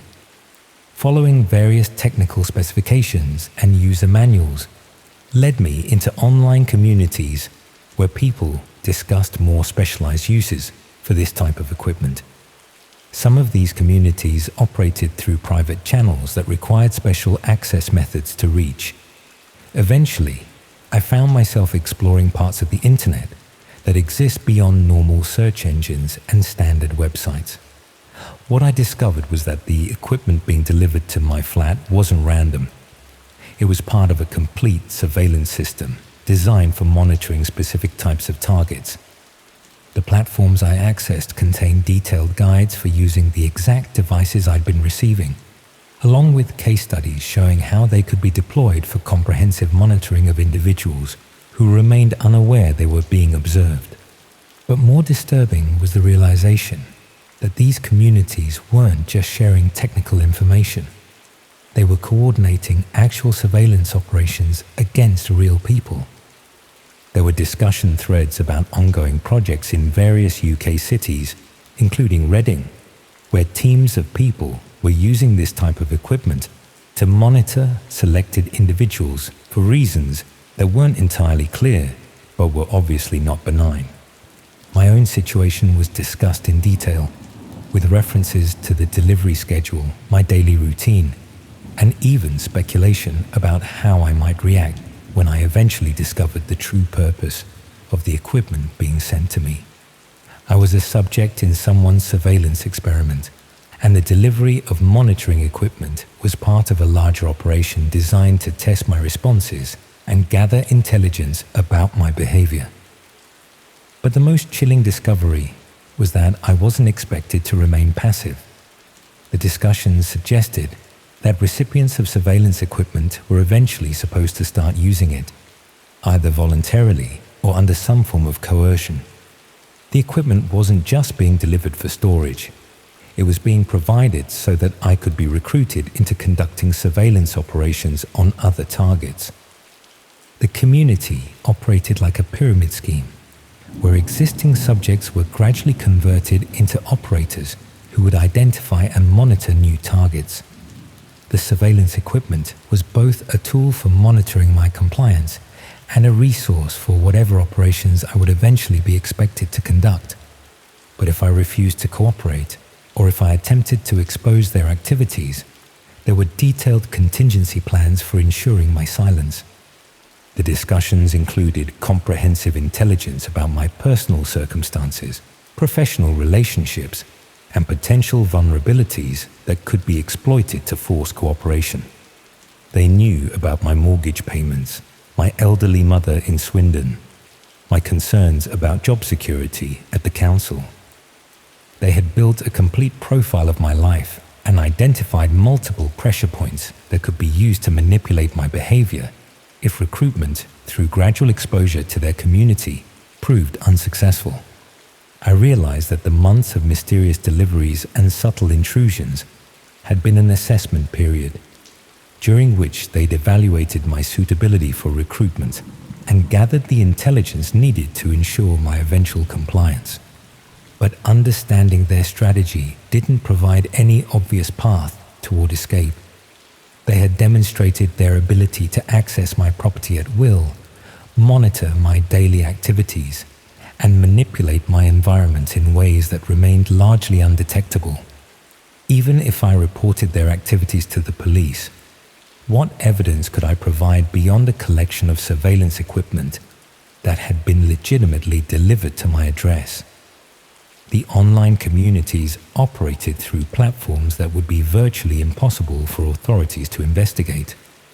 More troubling was the realization that moving away or changing my routine wouldn't solve the problem. They had comprehensive intelligence about my personal circumstances and could easily re-establish surveillance wherever I relocated. The equipment deliveries had stopped about 6 weeks ago, suggesting that the assessment period was complete and they were moving to the next phase of whatever operation they had planned. Instead of mysterious packages, I started receiving more direct forms of contact. People began approaching me in public places, engaging in conversations that demonstrated surprising knowledge about my personal interests and daily routine. Someone struck up a conversation in the queue at Waitrose, mentioning details about my work at the council that I'd never discussed with strangers. A woman at the bus stop seemed unusually interested in my weekend plans and showed remarkable insight into my usual activities. These interactions felt natural at the time, but looking back, they were clearly orchestrated encounters designed to assess my social responses and test my awareness of their surveillance activities. The most unsettling approach came from someone who claimed to be researching local history for a book about Reading's development. They contacted me through the council, explaining that my work in planning would provide valuable insight into how the town had changed over recent decades. We arranged to meet for coffee to discuss their research, and the conversation seemed legitimate until they started asking questions that revealed intimate knowledge about my personal life. They knew about my daily routines, my concerns about my mother's health, even details about my flat and the newsagents downstairs that they couldn't have learned through casual research. When I challenged them about how they'd acquired this information, they explained that their research had involved interviewing various local residents, and that my name had come up in multiple conversations as someone who might be helpful to their project. But they also made it clear that they were aware of the surveillance equipment I'd been receiving, and that they represented people who could provide explanations and opportunities if I was interested in learning more about how such operations worked. They offered to introduce me to a community of people who conducted what they called social research, using the same type of equipment I'd been accumulating.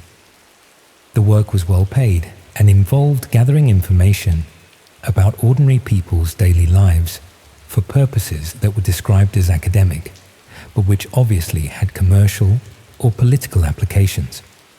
I was being recruited to become an active participant in the surveillance network that had been monitoring me for months. The recruitment pitch was sophisticated, emphasizing the intellectual challenges of the work and the financial benefits of participation. They made it sound like a natural extension of my existing job in planning, using observational skills and attention to detail to gather information about community development and social trends. But they also made it clear that declining their offer would result in continued surveillance and potentially more invasive monitoring of my personal life. The equipment I'd been receiving would allow them to maintain comprehensive oversight of my activities regardless of whether I chose to cooperate. They weren't just offering me a job. They were informing me that I was already part of their operation and that my only choice was between active participation and passive subjection to ongoing surveillance. I asked for time to consider their proposal, and they agreed to give me a week to make my decision. They provided contact information and promised to arrange a more detailed briefing about the work they were offering if I decided to proceed. That was 3 weeks ago, and I still haven't responded to their offer. Instead, I've been trying to understand the full scope of what I've stumbled into, and whether there are any realistic options for escaping from their network. The surveillance has intensified since I missed their deadline for responding. The subtle intrusions into my flat have become more obvious, as if they want me to know that my delay in accepting their offer hasn't gone unnoticed. I've started finding items moved to completely different locations, personal documents that have obviously been read and replaced carelessly, even evidence that someone has been using my computer and internet connection while I've been at work.